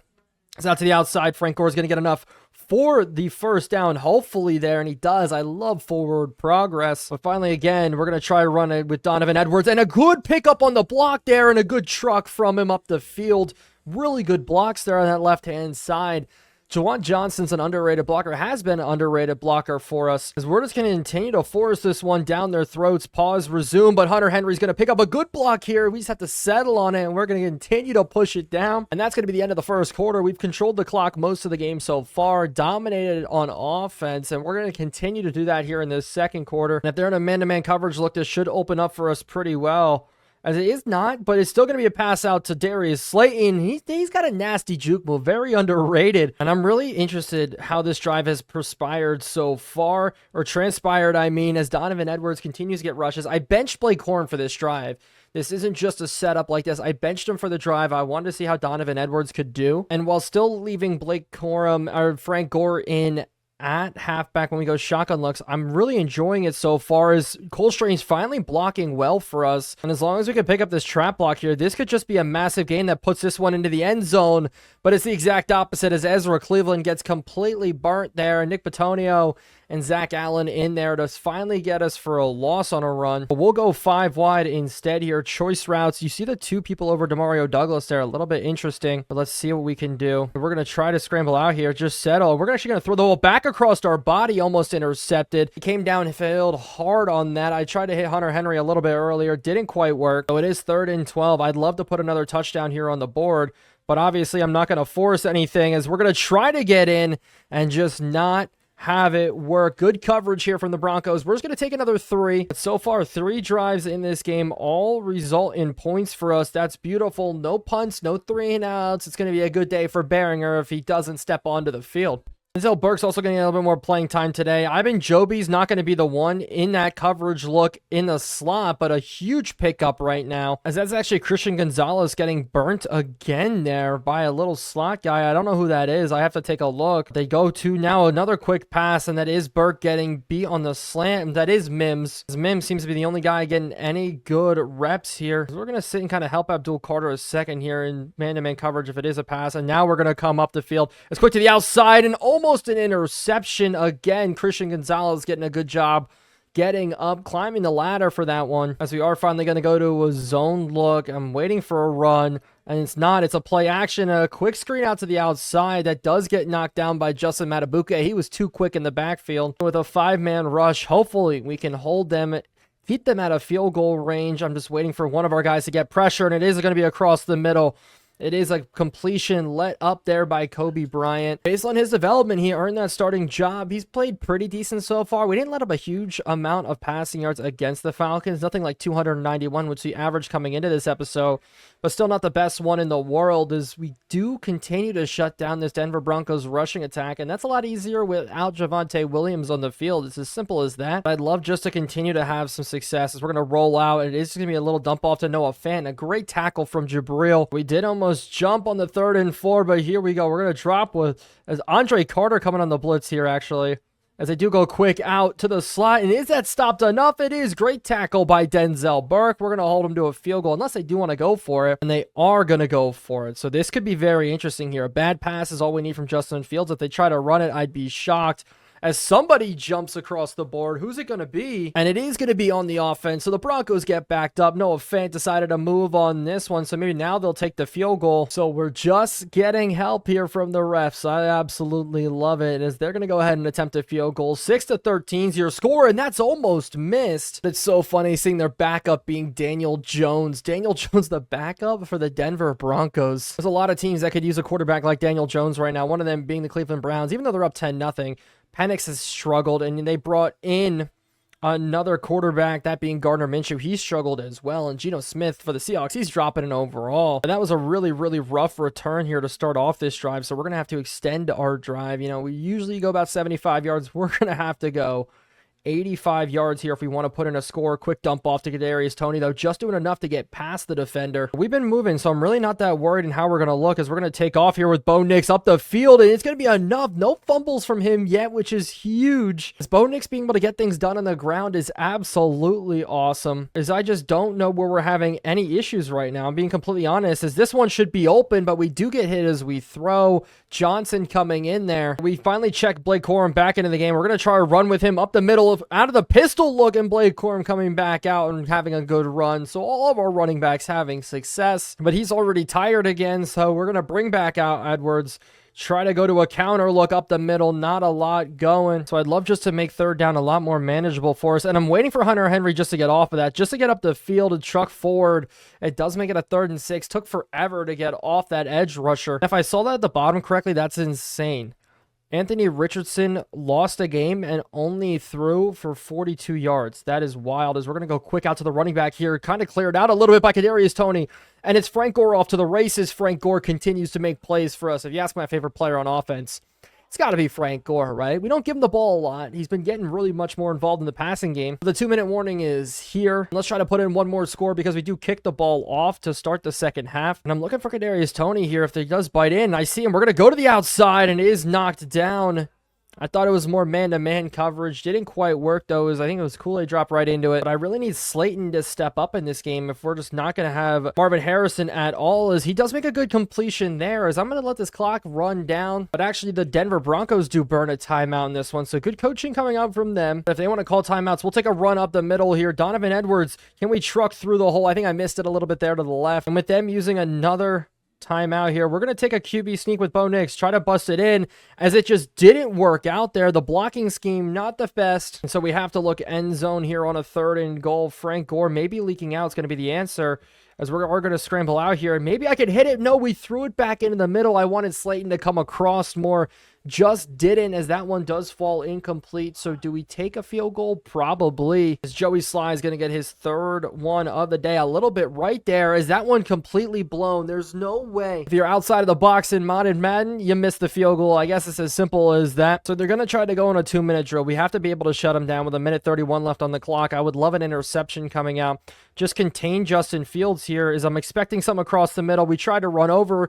Hey, we're not there in time, but the ball falls incomplete. So back to it. Another incompletion would be huge here. I'm looking for something across the middle. Instead, they just dump it off. It's going to be 3rd and 2. But the Broncos do motion around here with the clock slowly dwindling down. A bunch set as we're looking real quick across the middle, as there is a penalty flag coming out here. Is it roughing the passer? As it is going to be holding instead on the offense. So finally a penalty goes the other team's way, and on 3rd and 12, we're going to go ahead and bring a pretty hefty blitz here. I'm going to bring Bentley. I'm going to drop with Dean instead, follow around the running back, but it's basically running around with everybody else as a sack comes out from Abdul Carter. Just as easy as that. You dime it up, and I'm going to burn a timeout now because I want this ball back. So a good draw up for the defense. It's going to be a punt return from Kadarius Toney, and hopefully we're going to have great field position to work with. Actually, regardless, catching it right now at the 39. But a good run back here would be huge. Is up the middle. We're breaking tackles, getting all the way to the 50 with 45 seconds left on the clock. Passing's a little bit harder because of Harrison gone. It kind of puts a lot more pressure on our guys.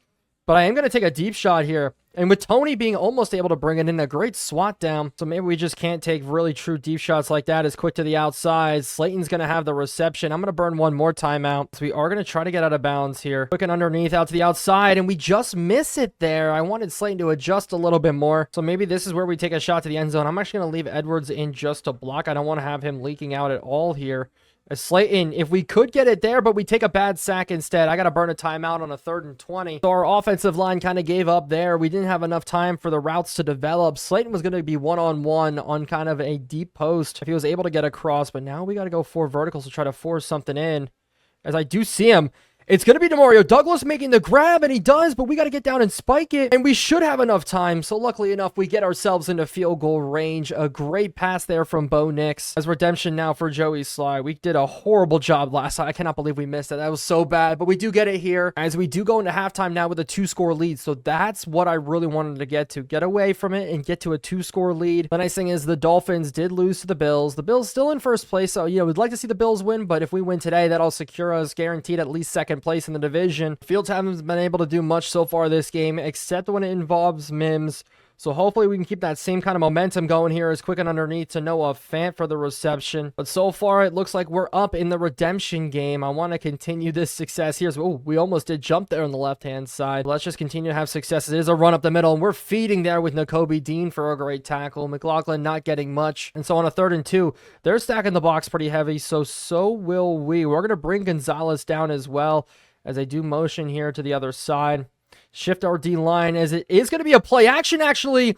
But nonetheless, Bentley's able to get up on for a sack. And I didn't realize the tight end was so unbelievably open there. It was a broken coverage, but we got the sack to save the drive there. And so we are going to go a little bit of a squeeze block look. I'd love to get a block with Jabril Peppers. That's not going to happen, though, and Kadarius Toney's going to have a tough time to return this one. So we're just going to take a fair catch. No worries. We didn't punt in the first half, and I think that's the first time that's happened in a long, long time. So I'm looking to continue that. But I want to put more touchdowns on the board. We only have one today. Is up the middle. We try to go to Edwards. Edwards with the stretch play, not able to get much. Both safeties are coming into the box here, so this may be a play where we take a shot here out to the outside, and that one's going to be knocked down. I tried to force it deep. Bad call by me with the safeties. It was a bluff blitz. So not the best calls for offense so far in this game, as they do bring quick blitz, as we do get Hizzy through. That was such a long windup from Bo Nix, so I said I didn't want to punt. Well, we're going to punt on the first drive. I'm trying to think of some other trades that we can do after the punt, and I'm really not sure what would be the best option here for us, is we're going to drop. Oh, I thought they were throwing it. We were going to have an interception there with Nakobe Dean. Instead, they do get a gain of 8. If we need to make a move, I'm not sure what that move needs to be. I think we have a Super Bowl winning defense. We just don't have a true superstar, unless you count Justin Matabuke, which I would, but some don't. But we just have a really solid core across the board. CJ Gardner-Johnson, Jabril Peppers there, making one of the best safety duos in the league. And at corner, how Kobe Bryant's played, I'm pretty sure that's solid. There's underneath, and that's an interception. Kobe Bryant in his second ever game, coming downhill with an interception, just on a hitch route, was able to jump it. Justin Fields waited too long to make the throw, and the rookie out of Kansas in his second ever game is able to get an interception. A little bit unexpected there, but really good job of jumping that one, just sliding in right underneath, nice and easy. Such a good play. So we're going to go to a play action right away. Blitz coming out here, and if we could just deliver that ball, that'd be nice to Hunter Henry across the drag. Would have been perfect. Cole Strange, though, getting banged up again for the second game in a row. So we're going to go to something quick here instead, just out to Demario Douglas. And if we could just get the juke moves to work, that'd be nice. We do just get a gain of 4 out of it. So we are going to keep Cole Strange in the game here, but it's just been a problem this game of just getting and making turnovers work for us. That's just been a problem, I feel like, actually this entire episode, as we do go to underneath. If we could fit it into Douglas again, and I think Douglas has over 100 yards in this game now, as he is exactly 100 on 6 receptions. So great job from him, really solidifying himself over Kadarius Toney as the true best player. And that slot look is out to the outside. As long as he can keep the feet in, that'd be perfect. But did he step out beforehand? That's the question. Could have been an illegal touching there, but it instead is a personal foul. Is that a late hit out of bounds? No way it is. So completely not what I expected at penalties. That's going to see a Frank Gore Jr. run here up the middle, and there's going to be not a lot cooking as they kind of schemed for it. But if we can get it to work here on 2nd and goal, that'd be nice, as we're going to try to scramble out here. And if we could dump this one off to Toney, that'd be nice. He takes a shot in the back, but we do pick up a couple of yards out of it. So 3rd and goal, we are going 5 wide, and it's just going to be a dump off screen here to Kadarius Toney. As long as the blocks can get there, Kadarius Toney's going to find his way into the end zone. So a little bit of a drawn up play there. We go 5 wide. Toney able to buy him enough time for the blocks to get over there. Jailbreak look, and he's able to get into the end zone. So not a complex play, but something that took a little bit extra to draw up. Bo Nix drawing the pressure, and we finally have a passing touchdown for him in this episode of Surtain.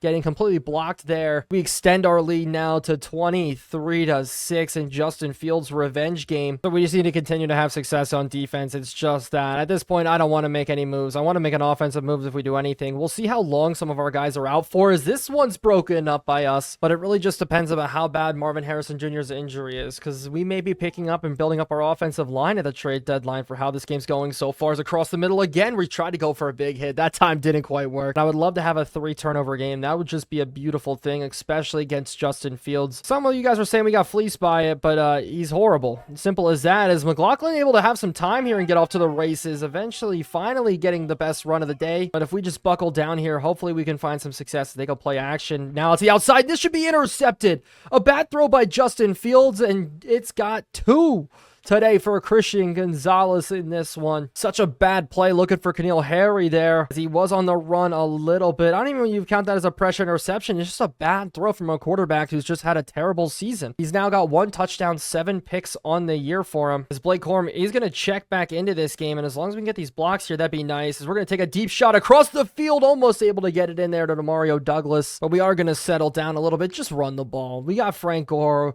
we got Edwards, we got the rest of the team here, as Cole Strange was such a good block. As Frank Gore Jr. off to the races here, such a good run. But Cole Strange really the MVP on that run, hitting that absolutely monster block. It's happened to us a ton.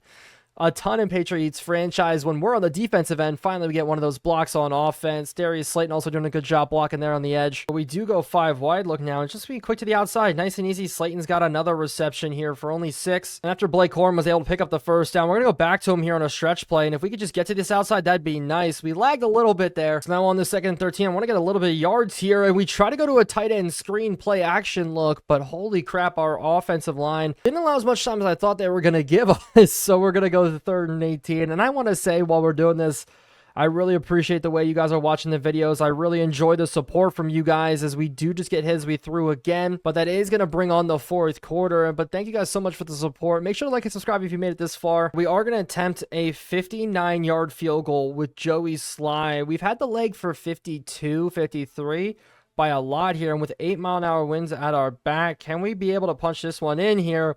Joey Sly, it's going to be almost good, but it's going to fall a little bit short, hitting the bottom of the pylon, wrapping around the field goal post at the base.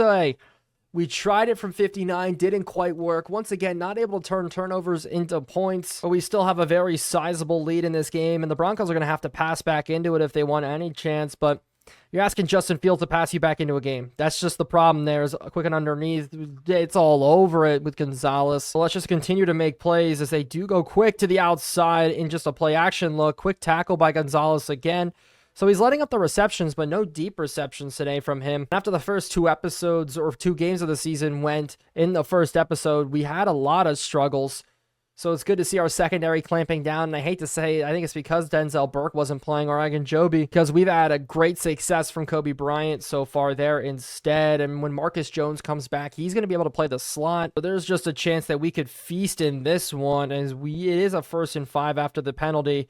And quick underneath, a good pass coverage, but when you hit that quick, you're going to be able to complete a Mims with the reception. And I think with how good our DBs are playing, we're just going to continue to sit in man-to-man in this game. No issues with it. I'm really not worried, as I'm expecting something to the outside here. It is almost an interception again. A bad throw from Justin Fields. Kobe Bryant just right through his hands. That could have been amazing, but didn't quite go our way. So 2nd and 10 here, and they're going to continue to go to the air as it is Justin Fields taking off instead, and Fields is getting really far down the field. Going to hold on to it as he gets 14. So something that we really haven't seen today, which I'm kind of surprised by, was him running. I expected to have more of it in this game. If you've seen it so far, I've done a couple QB spy looks just for the fear of it as they throw it up the seam, and it is caught, and Denzel Burke lets up another touchdown. Miles Boykin able to haul it in. 13-23 is still going to be the score now. Could have been better thanks to the field goal from Joey Sly, but you can't hit from 59. Frank Gore once again on the return. I'd love to finally have him open up one, but that one, absolutely not. We're only starting at the 16, as I feel like that's been more of a common trend this season than ever, which does get me a little bit worried. Maybe Frank Gore's not the return man anymore with the more reps that we've been giving him on offense, but our goal here is to extend the lead up to at least 26 as we kind of just go drags coming out,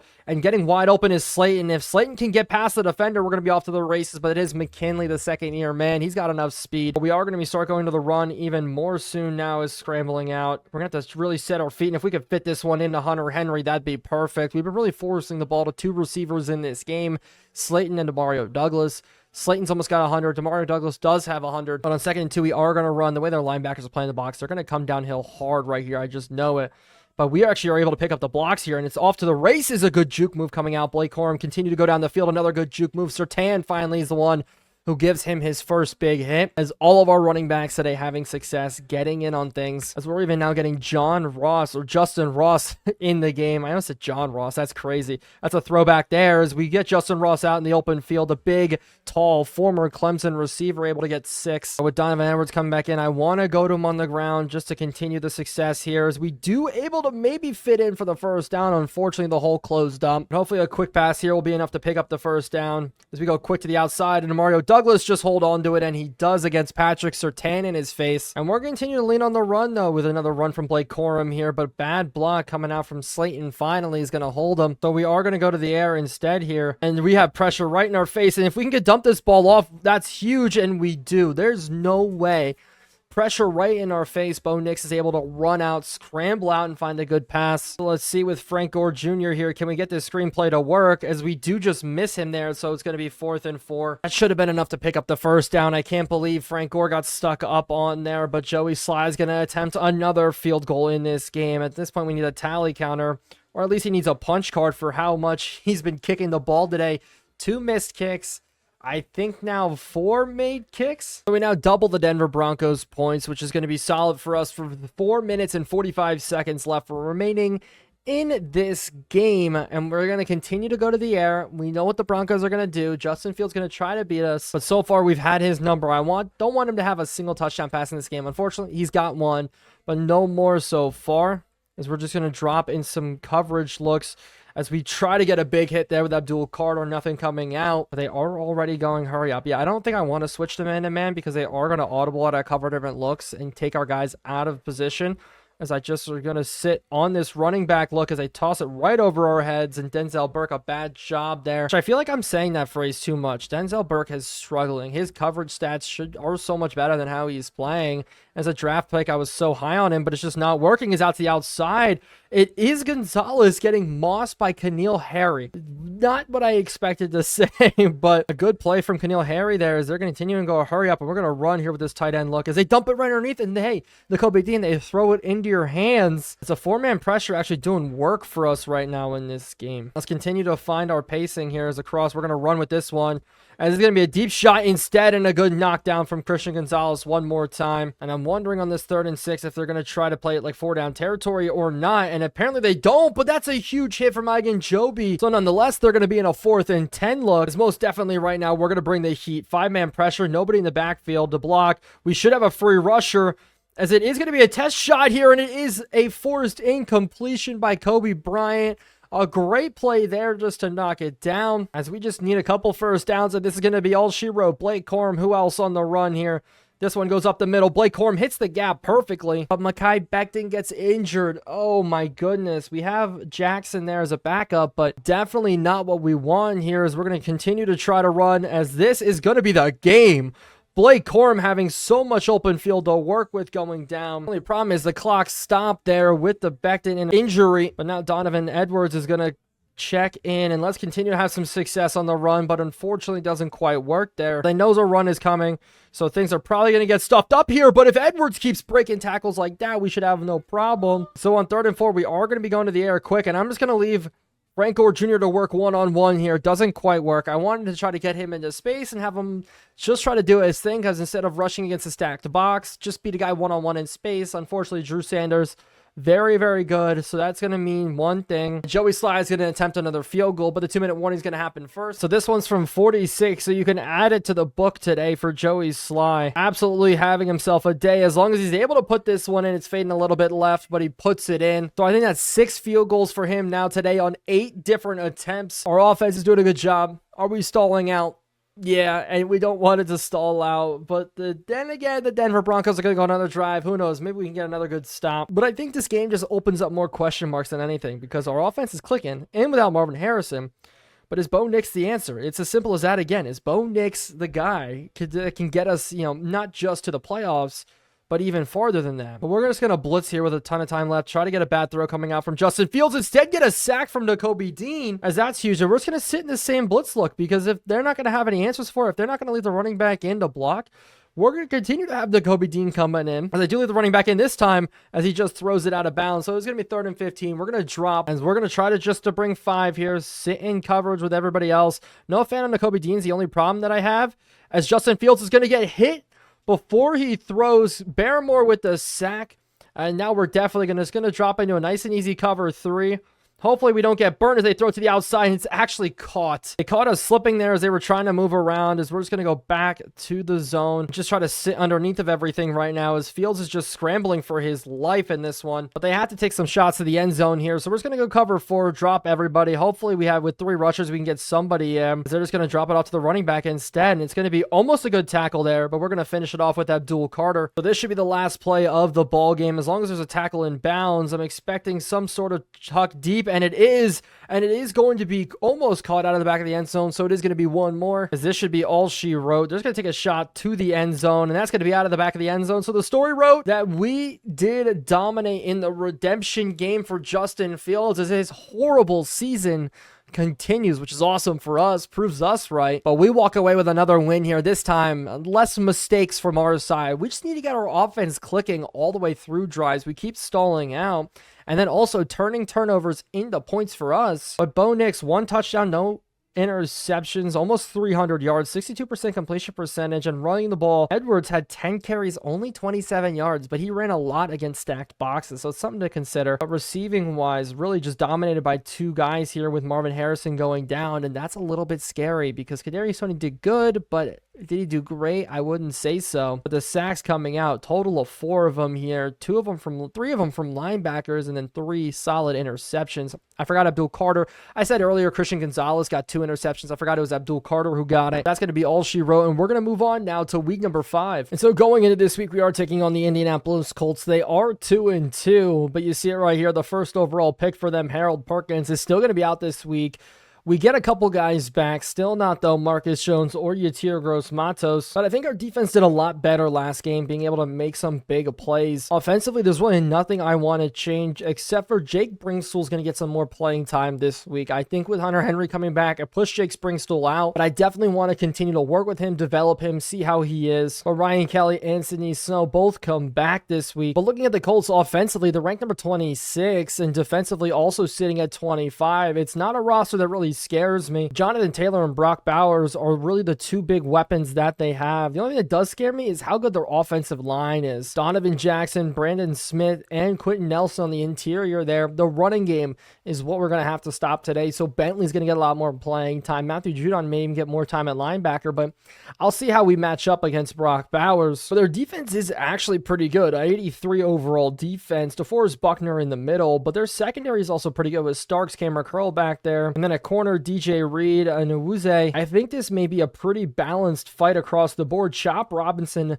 all the way down to a 69 overall already. Didn't develop the way the Colts want him. Could be looked at as a bust if you ask me. But you see it right here. They only pass for 155 yards a game, so hopefully we'll be able to shut that down. The problem is they run for 144. That's a lot of rushing yards coming out from them. But Richardson struggled so far this season. Only 2 touchdowns to 4 interceptions. He does have 2 rushing touchdowns and 116 on the ground himself. When you compare that to Bo Nix has got 99 yards on the ground and 3 rushing touchdowns there as well. So in my opinion, Bo Nix, Anthony Richardson, there's really no comparison there, but there is. But Blake Corum's taking the load here at running back, up to 322 yards on the season. The nice thing is, obviously, we get Marvin Harrison Jr. back. Problem is, though, he drops down to number 14 in the league in receiving yards. Romeo Doubs leading the way so far for the Green Bay Packers.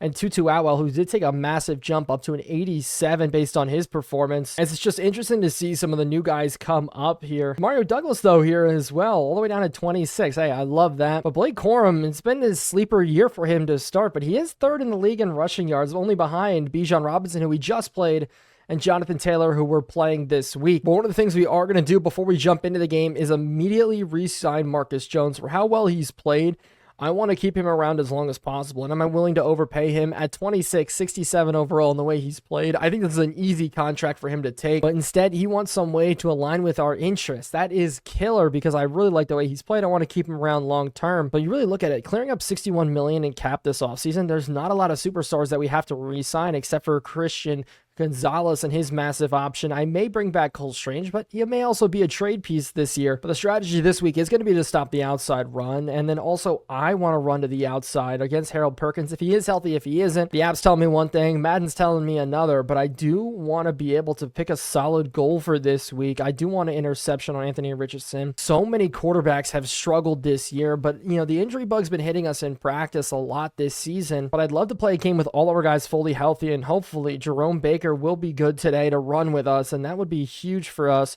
But looking at it, no injuries across the board except for Booker, our rookie, who was battling illness. So he's got a little bit of the Lamar Jackson syndrome there. But we do need to cut 2 guys before we jump into the game, just because now we're up to 55 with the rest of our guys coming off of IR. So Jarrett Patterson's going to be the first one to go. And then with Melifonwu, we are going to place him on IR. So that should be good. That should knock our roster down to 53. And with all of our guys back healthy, we're going to jump right into this game, see how we do. Where we are back at home for this week, and hopefully we can bring the home crowd another Patriots win. Jump up then to 4-1 on the season. A little bit unexpected. I expected this point to be hanging around the 500 mark, but if we're able to get a win today, jump up to 4-1, that would be a phenomenal start for the rest of this season. But we do lose the toss, as Frank Gore Jr. is going to start the day with a return, and I'd love to open up with some of his magic, but unfortunately we're not going to get it here. But Bo Nix, 4 touchdowns, 5 interceptions, but 3 touchdowns on the ground so far. So a little bit of an up and down season from him, but as you saw earlier, and we'll check it out one more time, but a lot of quarterbacks are struggling this season. But maybe with Blake Corum, this is where we really show that he is the #1 back in the league here, as we try to go run up the middle. Not a lot going, but he's still able to get a yard out of it to start. But with the way Bo Nix has thrown the ball, in terms of at least completion percentage, it's been absolutely awesome so far, and I'm a little bit more comfortable now going to the 5 wide looks and out the outside, even when he's a guy on him, being able to make a throw, and Slayton able to make a juke move. That's been the difference maker for us this season. With the safeties rolled down in the box, I'd love to get a little bit of a play action that kind of goes our way, dumping off easy to Hunter Henry, who's able to fall forward. And I want to put points up on the board on the first drive, especially if we start the game receiving the football, because going into halftime being down is such a detriment, and kicking the ball back off to them, as we're just going to roll out here, and Jawan Johnson's going to be the easy dump off this time, and we're going to continue just to take the easy check downs, keep the completion percentage in a point where we're comfortable with, and hopefully that will lead to a win today. As on this 3rd and inches, Frank Gore is going to come in. Safeties roll into the box a little bit, but hopefully this run works out, as it is DeForest Buckner with a good scrape off, but we're still able to get the first down. Another thing I just can't realize, I'm shocked by, is the fact that the read option's been so beneficial for us this year, and just running the ball in general with Bo Nix, as Frank Gore busts off a huge run, and I'm not getting excited because you see it, I see it. Another flag for our offensive line coming out. It's absolutely ridiculous at this point. Cole Strange, and I don't know why Kevin Dotson wasn't in on that play, but nonetheless, it is going to back it up. It's 1st and 20 now, and it makes this a lot harder for us, as we maybe can hit the comeback, but a guy in our face is going to make it a lot harder to reach all the way out there to the sideline. So we at least have to make 3rd down manageable here, and you see the 2 guys over the top of Marvin Harrison Jr. there is actually nuts. So maybe leaking out, Blake Corum could come open, but the linebacker or safety is a great job getting all the way over there. So on a long 3rd down already, nobody over the top of Demario Douglas. Makes me think that it is a zone coverage. We'll see if we can hit it quick here, as we do in the seam. And Demario Douglas with nobody hanging over top of him. I'll take that completion all day long. Demario Douglas really solidifying himself as one of the better slots in the league so far. I know there's always this Demario Douglas fan that calls me out on TikTok, and I absolutely love it. But we're just going to continue with the air here and just take the easy completions rolling out. And actually, I'm going to take off with this one. Bo Nix down the sideline. He's got 8 on the play. I didn't want to force it there to the Jawan Johnson. I was maybe thinking Hunter Henry was going to come open. You see it now. Brinkstool does check in, and he's a guy I'm looking at here, but obviously I don't want to force him the ball, as we are going to hit it across the middle, but with 2 defenders in our face right away, we do throw it away, throw it out of the sack. So hopefully here on this 3rd and 2, we can run it and fit it in. Mekhi Becton's got to come up for a good block here, as we do hit a really nice hole there. A little cutback from Frank Gore Jr., and he's able to get up for a solid amount of yards. DJ Reed, the corner, coming down for a good tackle, but Frank Gore continues to impress at the start of this season, as we are going to go back to the air here. And one-on-one, I'm going to throw it up. Can we get it up to Harrison? No, as he does check out here, as we're going to try to find somebody, try to fit it in this window, and Demario Douglas has got another first down for us. 2 huge clutch first downs for us on this drive, as he's already got 35 on the game. That's going to allow us to set up 1st and goal. A lot of time here in this first quarter getting taken off on this drive, as we're going to run this one up the middle. Frank Gore once again, as he's got now 15, 14 on the day. Finally here, Donovan Edwards is going to check in, and this is going to be a big boy run if we can fit it up the middle, and he's able to get in for another touchdown. Donovan Edwards turning into a little bit of a power back for us, kind of replacing Ramondre Stevenson. Hopefully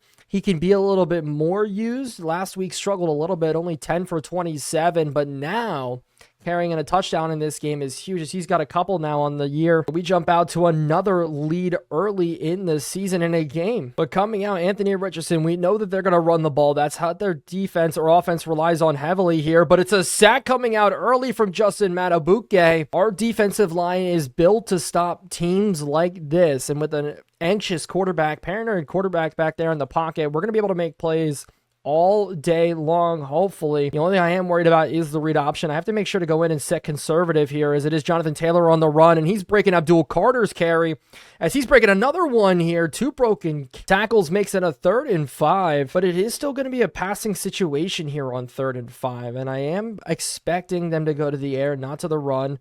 So we're going to drop the quick underneath pass. They do throw it underneath, and maybe that's tackled a little bit short. No, it's going to be enough for the first down, as it looks like Paris Campbell is back with the Indianapolis Colts after jumping around with the Giants. And I think last season he was with somebody else, but now he's over back with his team as he's scrambling out. There's a flag on the play, but Nakobe Dean gets the interception early on Anthony Richardson, as it's going to be a holding call. So it worked our way. We're going to go ahead and decline this penalty, take the ball in our favor. And the second week in a row, we start the game on defense with a linebacker interception. So we're immediately going to go to the play action here, have to step up in the pocket. And thank goodness the sack wasn't a lot worse, as Kitty Payne is able to get in there, make a good play on us. But the route just didn't develop for us on offense. We are going to have to go back to the air here because of the mistake. And I'm going to try to throw it up and over here. Can we fit it in the window to Slayton? And we do. And Slayton's on the ground with the fumble.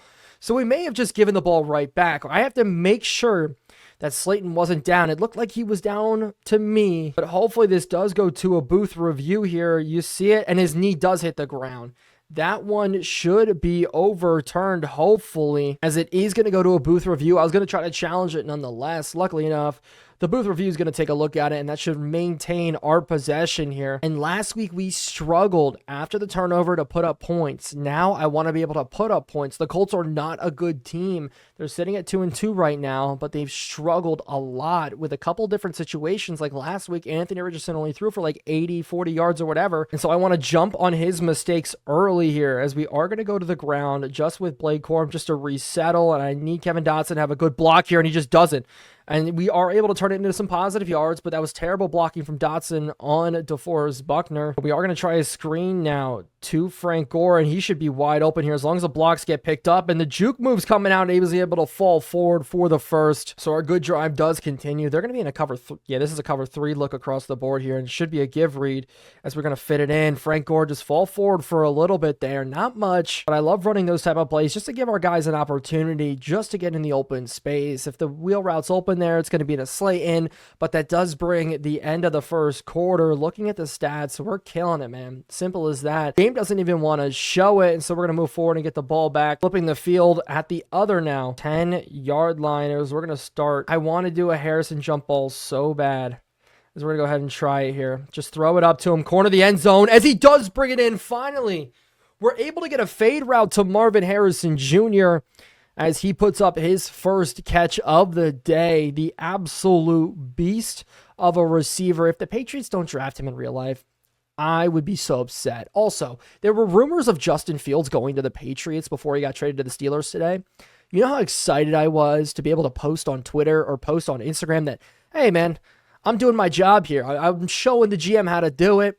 But didn't work the way I wanted. But nonetheless, Joey Sly's going to come in for the extra point. It's going to be booted a little bit off right, so we're going to miss an extra point. We missed a field goal, 2 field goals last game, missed an extra point now. Need to settle back in with this. So I'm going to move Bentley here back in as we come out on defense, because I think that they're going to go to the run as much. But Barrymore right up the middle. I almost stopped for a second because I thought it was too easy. I was maybe thinking, oh, this is actually a screenplay off the play action, something quick hitters. So we're able to apply the pressure on Anthony Richardson, and Jonathan Taylor is subbing out a lot here as they go to slant routes underneath, and we are all over it again. Alec Pierce not getting much out of it. That's actually Brock Bowers. But they're already in a 3rd and 6 here. We can make another stop, and they get backed up. So the Colts, usually I'm saying we're Plaxico bursting ourselves, but I guess the Colts are now. And so we're going to press on the outside in this 3rd and 11, drop into a man coverage, and hopefully have some success as I see it across the middle. Instead, they go to the outside, and I'll give up that completion all day long. Ike and Joe be running around with that one. And the Colts are punting, and we have the opportunity to go up big here in our home stadium of Foxborough, Gillette Stadium, as Kadarius Toney on the return. I see a little bit of a hole here. If we could break it to the outside, Kadarius Toney's running away with it. The spin move coming out. And he is so unbelievably dangerous. You saw it in the Super Bowl, but I'll take it for us all day in a Patriots uniform. And I know this is a screenplay, but I'm looking to the right side here, and Douglas should be one-on-one real quick to hit as we're going to go out to him, as I'll take that easy completion all day long. Run a screenplay. You don't have to throw it, but if you do, you better get it out quick, as we're now going to a read option, and I'm just waiting for them to try to bite on it, and they do, and we're going to pull and run, but nobody wants to block for us, and we get called with a holding call. So what I thought could have been a cool play absolutely blew up in our faces. Let's start taking bets on who it is. My bet, Kevin Dotson. I was watching Jahan Dotson highlights earlier because I thought he would have been a fun person to trade for. But it is going to be Frank Gore now on a carry to start this off after, and we got another holding call. That is actually insane. Let's take bets on who it is now. My bet is Kevin Dotson. And it's not, it's on Hunter Henry. And maybe I thought lightning strikes twice, but Hunter Henry gets called for it now. So maybe we can kind of get it rolling here with a slot fade to the outside as we're going to throw this one up, and it is going to be a little bit incomplete. Harrison open there. But it is 3rd and 25. We're going to leave Blake Corum in to block, but it's going to be tough as I'm expecting pressure here off the edge, and it's not. But we're going to try to throw it across, and Harrison's not able to bring it in. We kind of let him into a little bit of a death ball there. He, we're leaning right into a safety that could come down and give a big blow, but it's not completed, and we're going to have to punt this one away. And that's the problem with holding calls. They completely derail all the momentum that you have in a ball game. This punt's going to land a little bit short here, and they do take the fair catch. So we just need our team to keep working here on the run, making sure Jonathan Taylor gets nothing on the ground as they do go counter, and it's Judon making the tackle from behind. So I really like the way this game has started so far for us. Is this going to be another run here? Is Jonathan Taylor trying to find the hole? Does eventually, and makes it a 3rd and 1. Showing a little bit of patience there in the running game, kind of sitting behind his blockers. And so they are going to stack the box here. We're going to roll Jabril Peppers just a little bit over, because I think in this I formation look, they are going to hand it off, as instead they go to a play action, just dump it off. Judon's running there with Paris Campbell. I'll take that all day long from Judon. That's the kind of coverage I need from him. Since they did get the first down, I'm going to try to bring pressure a little bit here. Right on it with Jerome Baker giving chase, and thankfully enough, it gets there. That backside drag turned into a fade from the tight end. Could have been pretty dangerous. I mean, Jabril Peppers was running with it there, but the fact we're able to come through with our guys, with Jerome Baker there, is huge, as they do go bench concept now, and they're throwing across the middle. That's just another bad pass coming out from Anthony Richardson. These scrambling quarterbacks have been struggling against us so far. And I know you may call me crazy, but the one thing we are doing today is leaving Denzel Burke in as a slot corner. I think it may be a better spot for him, but as Anthony Richardson does take off, we're all over it with Jabril Peppers. But I think Denzel Burke could be interesting because he's had bad games for us so far this season, but in the slot and significantly playing the slot, he may have a little bit more success. If that doesn't work, I may move Javon Ballard down there because I think that'll help him develop as another safety, or I may just move CJ Gardner-Johnson, let Ballard and Cine play over top as the punt return goes nowhere. And we're going to be back out on offense. I want to focus on hitting our tight ends as much as possible as we get pressure right away. We're running out with Bo Nix. I just need a block to get picked up. I could have dumped it off there to Juwan Johnson, but I figured I'd just scramble there with the guy chasing us. So far in this game, we've only held the Colts to about 30-something yards of offense, so I'll take that as this screenplay does open up. It's going to be enough for the first down. The blocking's not what I want. Our offense is just really simple. A lot of screens, a lot of short passes, not taking deep shots unless we're going to Harrison here, as we do try to go to the screen. As this caught by Slayton as we get tackled by our own guy, it feels like. Kelly, I need you to pick up that one more block, and we would have been off to the races there. But unfortunately, doesn't quite go our way as a trap now coming out, and we're off to the races with Blake Corum. Blake Corum continues to break big runs, but now a flag comes out. Hopefully this isn't on Marvin Harrison for the downfield blocking. Could very well be, as it is on him. I saw him kind of do a little bit as we cut off that block. Nice thing is we only lose 2 yards on the play from it, but Harrison is going to be out on this play. Ross checks in as Edwards just continues to fall forward for us.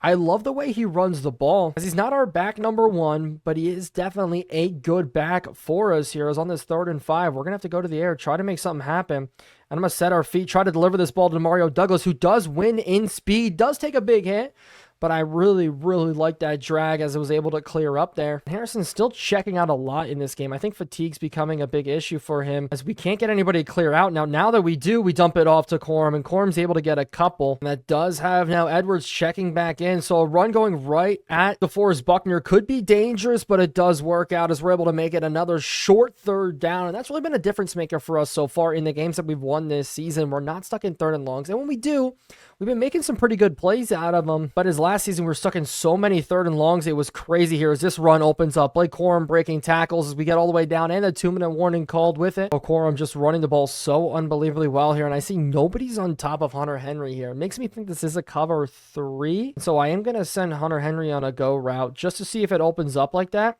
And I see it up and over the top. Can we win this one-on-one? And we do! Hunter Henry, a backside fade works in. Ryan Kelly, are you hurt again? Yes, you are. Come on. I need you to stay in this game. But I was really hoping that would run down the clock a little bit here as we are going to bring back in Edwards. And he's going to get a run up the middle. Edwards could get his second rushing touchdown on the day. He doesn't, but he still gets a couple good yards out of it. But the Colts do burn a timeout. Now that we're in the red zone, they want the ball back. And I want to put in a score to at least get up to 20-0 at half. So now down on the goal line, we are running a little bit of some drag concepts here, and we hit it right behind, and I needed Harrison to hang on to that one. Barnes there in coverage, but I thought if we hit it right past him, maybe we can sneak it in. So we're going to run this play again, and maybe Blake Corum leaking out, and it is. The linebacker had to give chase all the way out there. We were in the same play last week that worked for us, maybe the week before that, but nonetheless, we're able to get our running back a touchdown as our triple-headed monster of Blake Corum, Frank Gore Jr., and Donovan Edwards are making absolute great plays for us, kind of being a catalyst for Bo Nix to lead a good offense as we do make this extra point. So we're going to be good 20-0 with 1:30 left. The first drive of the game took 7 minutes and 20 seconds. This one takes 5 minutes, and I would really love to see the time of possession stats in this game because they have to be insane so far. The Colts defense has to be fatigued, and we are just chasing the Bills this season to try to get up top of the AFC East. Problem is, the Bills have an easy schedule similar to us, and they just keep rolling off wins here as across the middle. Alec Pierce is going to have this one. They are just going to sit in the hurry up. We're going to guess pass. We know that the pass is coming here. They're taking times with the audible here. If we were man coverage, that's where we'd be a little bit worried about it. But we're in zone. Our guys know our zones. As we're going to drop with this one, and they just throw it out to the outside. Brock Bowers breaking one tackle, but Jerome Baker there to push him out. And I'm actually going to bring Abdul Carter here. We know this is a pass. I'm going to take Peppers and kind of roll him with the running back instead as they go quick to the outside. That's a missed throw coming out. As outside that last pass to Alec Pierce, this offense from the Colts has just been stagnant so far this entire game. They're finally hitting the tight end on the drags, and they're going to sit in this hurry up again. Actually, they don't. Oh, they do burn a timeout there. Okay. So we're going to continue to bring Abdul Carter, and we're going to sit in man-to-man with the running back instead here is just rolling out, and he gets under pressure. Anthony Richardson, I want to see who the pressure came from. As scrambling it up, it was Keon White who was able to get off the block and make a good play. Kind of D-check Wise-ish, if you remember last season, how well he played for us towards the end of this season. But they are going to continue to go to the air here, and we have pressure in the face of them, and this time it is going to be a hurry up actually, so I didn't even get to see who got the sack. I think it was Barrymore there, and it was Barrymore who did get the sack, but with 18 seconds left, this clock is just ticking down as they're going to take the easy completion, but we're there with Nakobe Dean, and they're going to burn a timeout. They have to, and I would love a missed field goal to put up a goose egg in this first half. That'd be such a good feeling. And we are going to have an opportunity to block it, but we just miss it as the Colts do put up 3. So with 8 seconds left, depending on the return, I may chuck up a Hail Mary, but we're probably going to take this to halftime. Franco on the return, they're giving it to us.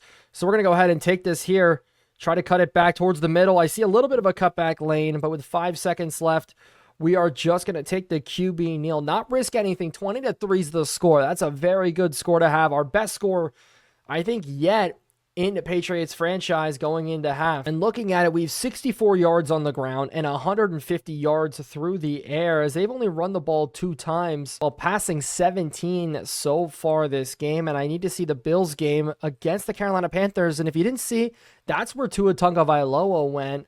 And it looks like the Bills are doing pretty good there. We need the Panthers to pop off. So what's going to change at halftime? I think the answer is absolutely nothing. I really don't want anything to change. The way we've been playing so far has been super, super successful here. We've been able to stop the run, stop the pass, as Jonathan Taylor gets completely bottled up here again. Good hit coming out from White. And I really like the way White's played so far this season. He's going to continue to get more and more time with us with how well he's been doing in both the run and the passes. They do go to a little bit of a play action here. I see her across the middle, but up the middle, Justin Matabuke gets his second sack on the day. That's why you bring in a superstar on the defensive line. Being able to be a complete disruptor for us has been awesome so far this season. I'd love to see his sack numbers, because even playing at the D tackle spot, he's got to have at least 6 so far this season, maybe even 7. So on a 3rd and 18, we're going to bring Denzel Burke off the edge. Just probably a little bit more pressure. Give it zone, though. Drop to the sticks and see what we can do. As I do throw it across, and it is caught. Wow, so they do pick it up on a 3rd and 18. That sucks. And I'll be honest, sometimes that's why I just don't like running zone, as the Colts do jump those. That's going to back them up 5. Even though they're backed up 5, they are going to run here. Abdul Carter trying to make the play, but Justin Matabuke completely steals it from him. The way he's been playing is just absolutely insane. We are a little tight on cap space this season, but I think making the moves that we did, I could not be happier, as I do go to another run here to the outside, and we're all over. Instead, they're breaking tackles, though. Johnson still only able to get 3 out of it, and this time we are not dropping into zone. We are bringing the man-to-man pressure. I do not want anything to go awry. I want somebody in Anthony Richardson's face as they go to the outside, and we're all over it. Okay, Javon Bullard, he was in front of the route, almost running the route for the defensive back. I wish he would have went for the interception, but we are forcing the punt here, and this is such a good job by our defense today, as we're going to try to cut this one all the way out to the outside. And Kadarius Toney's got a little bit of space getting to the corner a little bit. Good juke move to break 1, and I'll take that return. And I know it's a little bit early in this game, but I am going to change it to true clock. I want to continue to control the time of possession and run this clock down as much as possible. And I think our offense is set in the way we're running plays, so I think we'll be absolutely fine, as we are just going to hit the running back here across the middle. Frank Gore, I wish you could hold on to that one, because that would have been a great gain. We're already in a 3rd and 9, and we need to be able to fit this one in here, as I'm going to try to go across the middle. Please go upfield, Hunter Henry, and you do, and add the face mask to it, and it will be a face mask, so we're going to get an extra 15 yards after that. A good job from us, just sitting in the pocket, letting things develop. As you can see through this franchise, we've been just playing better overall. We've been making better reads, better plays. So I am just going to test a deep ball here. And if we could bring this in, that'd be nice. But there's a flag on the play. Is that a pass interference? And it is. Maybe the ball was a little bit uncatchable, but we get the pass interference from DJ Reed to help us out. So we're even getting some extra love from the refs today, as I'm trying to find something open, as we're just going to force this one here to Harrison, who's going to make the grab. But almost on the goal line here, we're going to come out jumbo set. I think we can run it in from here with Edwards, as long as we can get the right blocks, and we don't. Kyle Juszczyk did a good job sealing the edge, but Edwards not able to fight off that linebacker. So let's see what we can do here to try to fit this one in. I'm going to try to throw it across, and it is going to be intercepted. I tried to do a little too much there. I should have tried to run it. Nick Cross sitting in that zone look. I wanted the ball to get in just a tad second earlier, but we weren't able to. So another bad interception so far. And I think we're now at 6 touchdowns, 6 interceptions for Bo Nix so far this season. I wanted to throw no interceptions in this game. And hopefully that's not what does us into a Colts comeback, as I do go to the run here. But Jabril Peppers absolutely meeting Jonathan Taylor in the hole, as Jonathan Taylor only averaging just a little over 3 yards per carry. We're just going to continue now to have success as they go read option, and we're out with it, and we make another good tackle, this time with CJ Gardner-Johnson. RPO flat wheel, I think, was the call coming out from the Colts. Yep, there it is. RPO read flat wheel top right, but, you know, my face cam may be over it. That's what a couple of years of college football will do for you. You get to read plays, diagnose plays before they even happen, as we get pressure again, and this ball's going to go out of bounds. We're all over it. Pressure is just too much for Anthony Richardson. Justin Matabuke continues to make plays for us. So just 2 weeks in a row, our offense is feeling themselves. I'm all for it here as we try to return this one up the middle, almost up to the 50-yard line. We're going to be sitting at the 42. We are going to start off with a little read option here, and we're just going to try to run up the middle. Blake Corum, nothing going. Blake Corum, only 5 carries on the day so far. Not a big day from him, but we all know he's one of those guys where he gets his carries, but then he'll break some of the massive carries for us, and that's where he had success early in the year. We used to get a lot of those runs towards the end of the season, and I think that's where he kind of fell off, because he really averages 1 to 2 yards per carry. Just not the best showing out of him there, as we have to hit something underneath to try to get it to work. And we do hit Demario Douglas, but he's not going to get the first down. The 2 deep routes were both double covered deep there, as Reed comes up, makes a solid tackle. And we're just going to be able to pin this Colts team very, very deep here, as long as we can get the right angle in from Behringer. Behringer has done a decent job so far this year, as this one's going to land at about the 3-yard line, and it just bounces over our heads. And did it hit him? Oh, please give that ball to us. Did it hit them? No, it didn't. Oh my goodness, I thought it hit it off the top of his head, but there you go. The Colts are going to come back out. Just a simple punt. Could have been a lot more exciting, just didn't slide our way. Carter now in at linebacker, but Jonathan Taylor breaking tackles. Carter gets bottled up, and Anthony Richardson very excited about a 7-yard run. Maybe something they're not used to today. Their offense still underneath 100 yards. And we're running a lot of zone here on this drive, I think, but I do not know how long I want to stick with it here, because they're so far having success against it. And I think just running like 4-4 looks is going to be our answer in this one. I don't think sitting in any 3-4 looks is going to be good, but they do try to run to the outside, and Christian Gonzalez is able to bottle that up. So yeah, maybe the 4-4 will be our friend today, as they are going to go to the air and quick on underneath, and we're almost there to meet it with Bentley. We could have gotten that interception just almost barely. But we're going to stick in this 4-4 and bring some pressure. I'm down with running no high safeties at all. I think that's perfect for us. I think our corners on the edge are good enough to make the cover decisions that we need, as it is over there, and Kobe Bryant does let it up to Alec Pierce. So maybe I spoke a little too soon, but the fourth quarter is here. 20-3 is your score. No scores in the third quarter. Rushing yards we're winning. Passing yards we're winning. Plays overall, we are definitely winning. This time of possession has been amazing today. We're going to stay here with Baker and run with the running back as he leaks out, as they go out the outside, and that's an interception.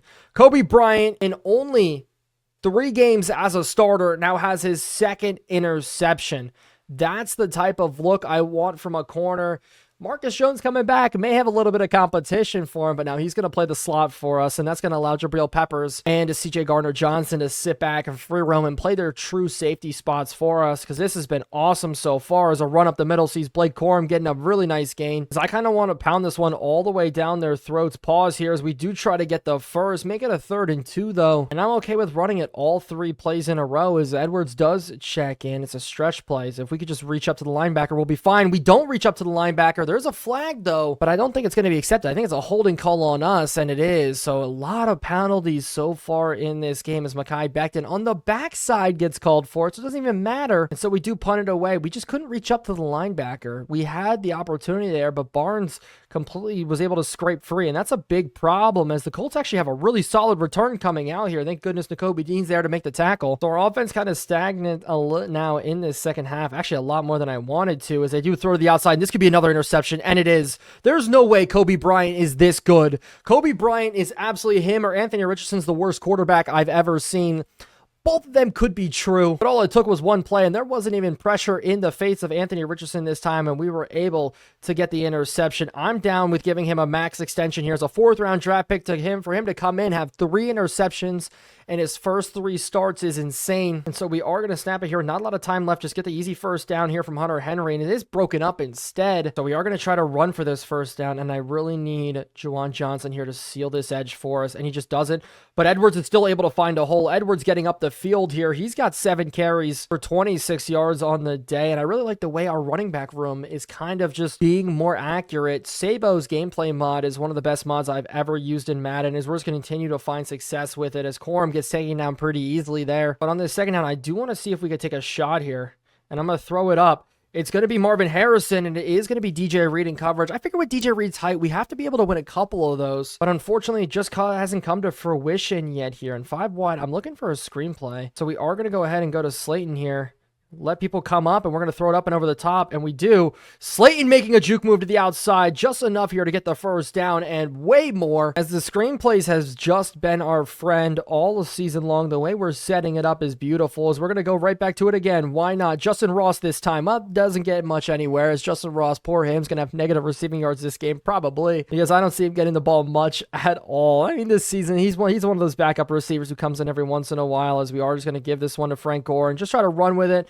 But he does get stood up pretty easily. So on this 3rd and 12, we are kind of looking end zone here to try to get somebody coming across. If we can get Juwan Johnson to make the grab, it makes it a 4th and 1. And on this 4th down, coach suggestion says it, we're going to be going ahead and going for this one here. Hopefully we can figure out somebody, and it's going to be Demario Douglas on the whip route, and he's going to get into the end zone. Demario Douglas continues to shine for us here, as now the score is 3-27. Our defense is having such a good day. Our offense, yes, they're putting up points, but our defense is feasting today. Our corners are so unbelievably good. At the end of this game, I have to check the stats for the season so far, how it's all worked out, because every quarterback is struggling, including ours in terms of interceptions. But Joey Sly is going to be able to put this one through no problem. So here we go, back now on defense, and that was another opportunity for Kobe Bryant if he just sat on that hitch a little bit more just to get it. But they are going to the hurry up in this game, and this is what I hate. When teams go man-to-man, or when we go man-to-man and teams motion around, sometimes our guys get a little bit lost, and I just don't want to get caught up in some bad looks here as I do throw this one to the outside. It's Abdul Carter in coverage on the tight end, Brock Bowers, and he does lose that one, but he is a young linebacker, so it's a tough ask for him to be able to make those types of coverage looks, but it's going to be out here to him. And it's once again another completion given up by Abdul Carter. So instead, we are going to go do a zone. No worries. And I think Abdul Carter did check out here. Yeah, he did check out. I think he was a little bit gassed as well, just running in that man-to-man look, and that's fine. But I do want to let up no touchdowns in this game. I think that's an easy goal here as they do go to the end zone again, and we get the interception. I'm thinking about running it back. Nope. Okay, we're just going to take it down. As if you remember last season, we could not get an interception for the life of us. But now in this game alone, we have 4. To put this in perspective, week 1 through 10 last season, we had 1 interception, maybe 2, but I think 1. And we have 4 in this game alone, 3 last week against Justin Fields, and I think we had 1 the week prior. So we are absolutely living in this game. I love it. Here's a Bo Nix read option now coming out. Get to the edge. I want him to stay in bounds, but we are just clicking on all cylinders. I want to know what moves you guys want to see here as we are going to try to run this, but Blake Corum's bottled up once more as we are in a 3rd and 8 here. And I'm going to chuck this one deep, actually. Oh, that's such a bad route. Oh my goodness. I didn't expect DJ Reed to fall off of Marvin Harrison Jr.'s route. That could have been a massive interception. That's a bad read on my part. So we didn't take a lot of time off the clock. We are going to have to punt this ball back away one more time. And we're going to sit here in a dollar look and kind of just roam around with our guys. Seeing he's also checks in now. I'm going to lose him, just kind of roam around the middle.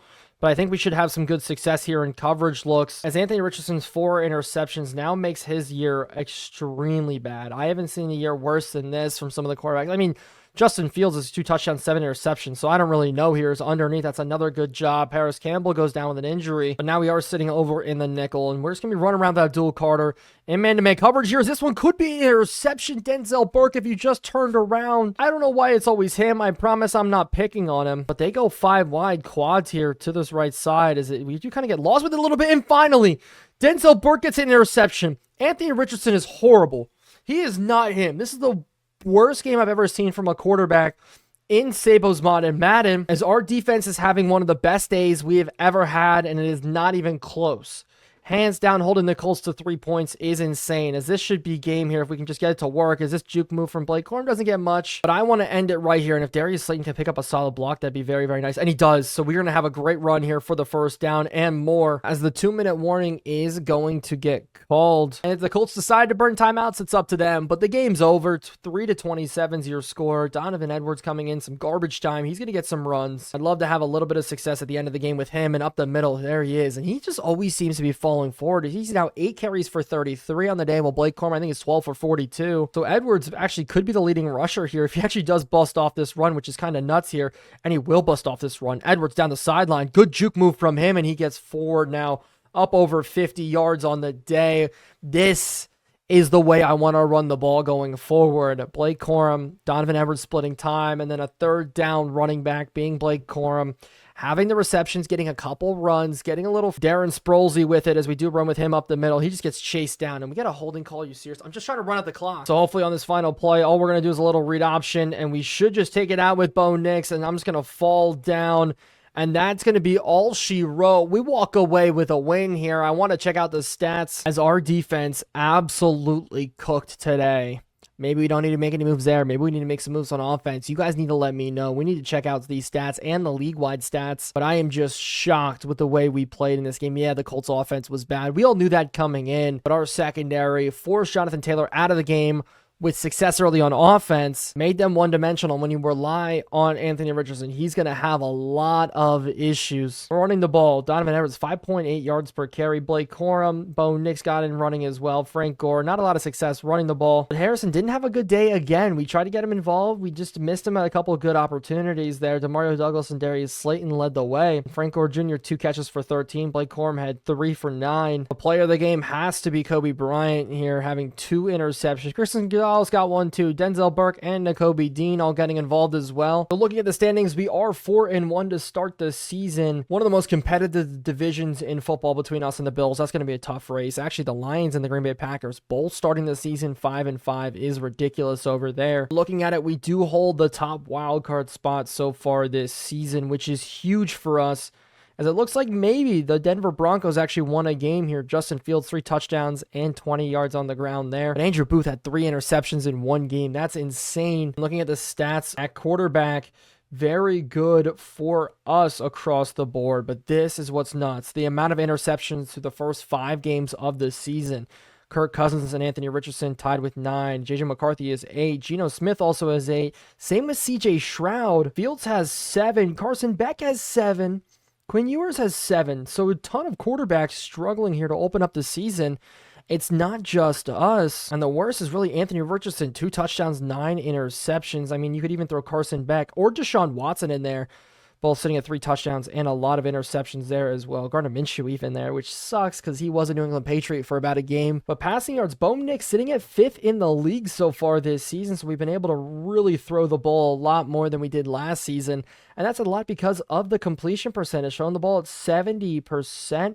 Only one quarterback's better than us so far, which is Brock Purdy throwing at 71.2%. But also Brock Purdy has no interceptions. He's on MVP caliber pace without a doubt so far. Desmond Ridder for the Falcons, 2 touchdowns, no interceptions, is sitting probably 2nd. But Bo Nix, top in the league in quarterback rating. He's about 13, so it's not too bad. Jane Daniels kind of took a step backwards because he had such a great year, number 1, and he's up to a 90 overall. He's just struggling. Running the ball now, looking at it, Blake Corum sitting at number 8 in the league, and receiving-wise, we kind of don't have a top guy here. Demario Douglas sitting at 302, which is actually more than Marvin Harrison Jr. is sitting at 281. So we had him get 1,400, I think, last season. So Marvin Harrison not on that pace so far, which, you know, I'm okay with that because we have a lot of passing yards compared to last year. But things are just working our way. And looking at the numbers for defense, Will Anderson leads the league in sacks. Interceptions-wise, the Alford's leading the way with 5. But Kobe Bryant now getting 3 is insane. Christian Gonzalez also has 2. And if you want to see the team stats here, this is what it is. Bo Nix, pretty solid start to the season. He's getting it done on the ground and through the air. We're doing a better job of spreading the rock around, I think, entirely here. Our 3-headed monster at receiving core and our 3-headed monster at running back. That was kind of the goal coming in, and we've been able to do just that. We just haven't hit a long completion so far this season. Our biggest one's only for 37 is our longest pass on the year so far. Sacks-wise, I said Justin Matabuke maybe has 6 or 7. He does have 5, which is insane. Barrymore is 4.5. So our interior defensive line is where we're getting a lot of the pressures, which is so awesome. And interceptions-wise, through the first 5 games of the season, we have 10 interceptions, 10 forced turnovers, which puts us at 12th in the league in takeaways. So a lot better where we were last year. And last year we only had 1 or 2 at this point. But that is where we're going to end the episode because of the bye week. If you guys don't know, 1, I'm in college, and 2, my other company, DSB Media, just got partnered with TikTok to help other creators live stream. So if you're interested about live streaming, let me know. You can reach out to me on here or on my Instagram or Twitter. I'm dotmild on every single platform. So I'm going to continue to pump these episodes out. Will it be on the best schedule? Hopefully, yes, but it may be 4 to 5 days in between episodes. But thank you guys so much for watching as always. Make sure to like and subscribe, and I will see you in the next one.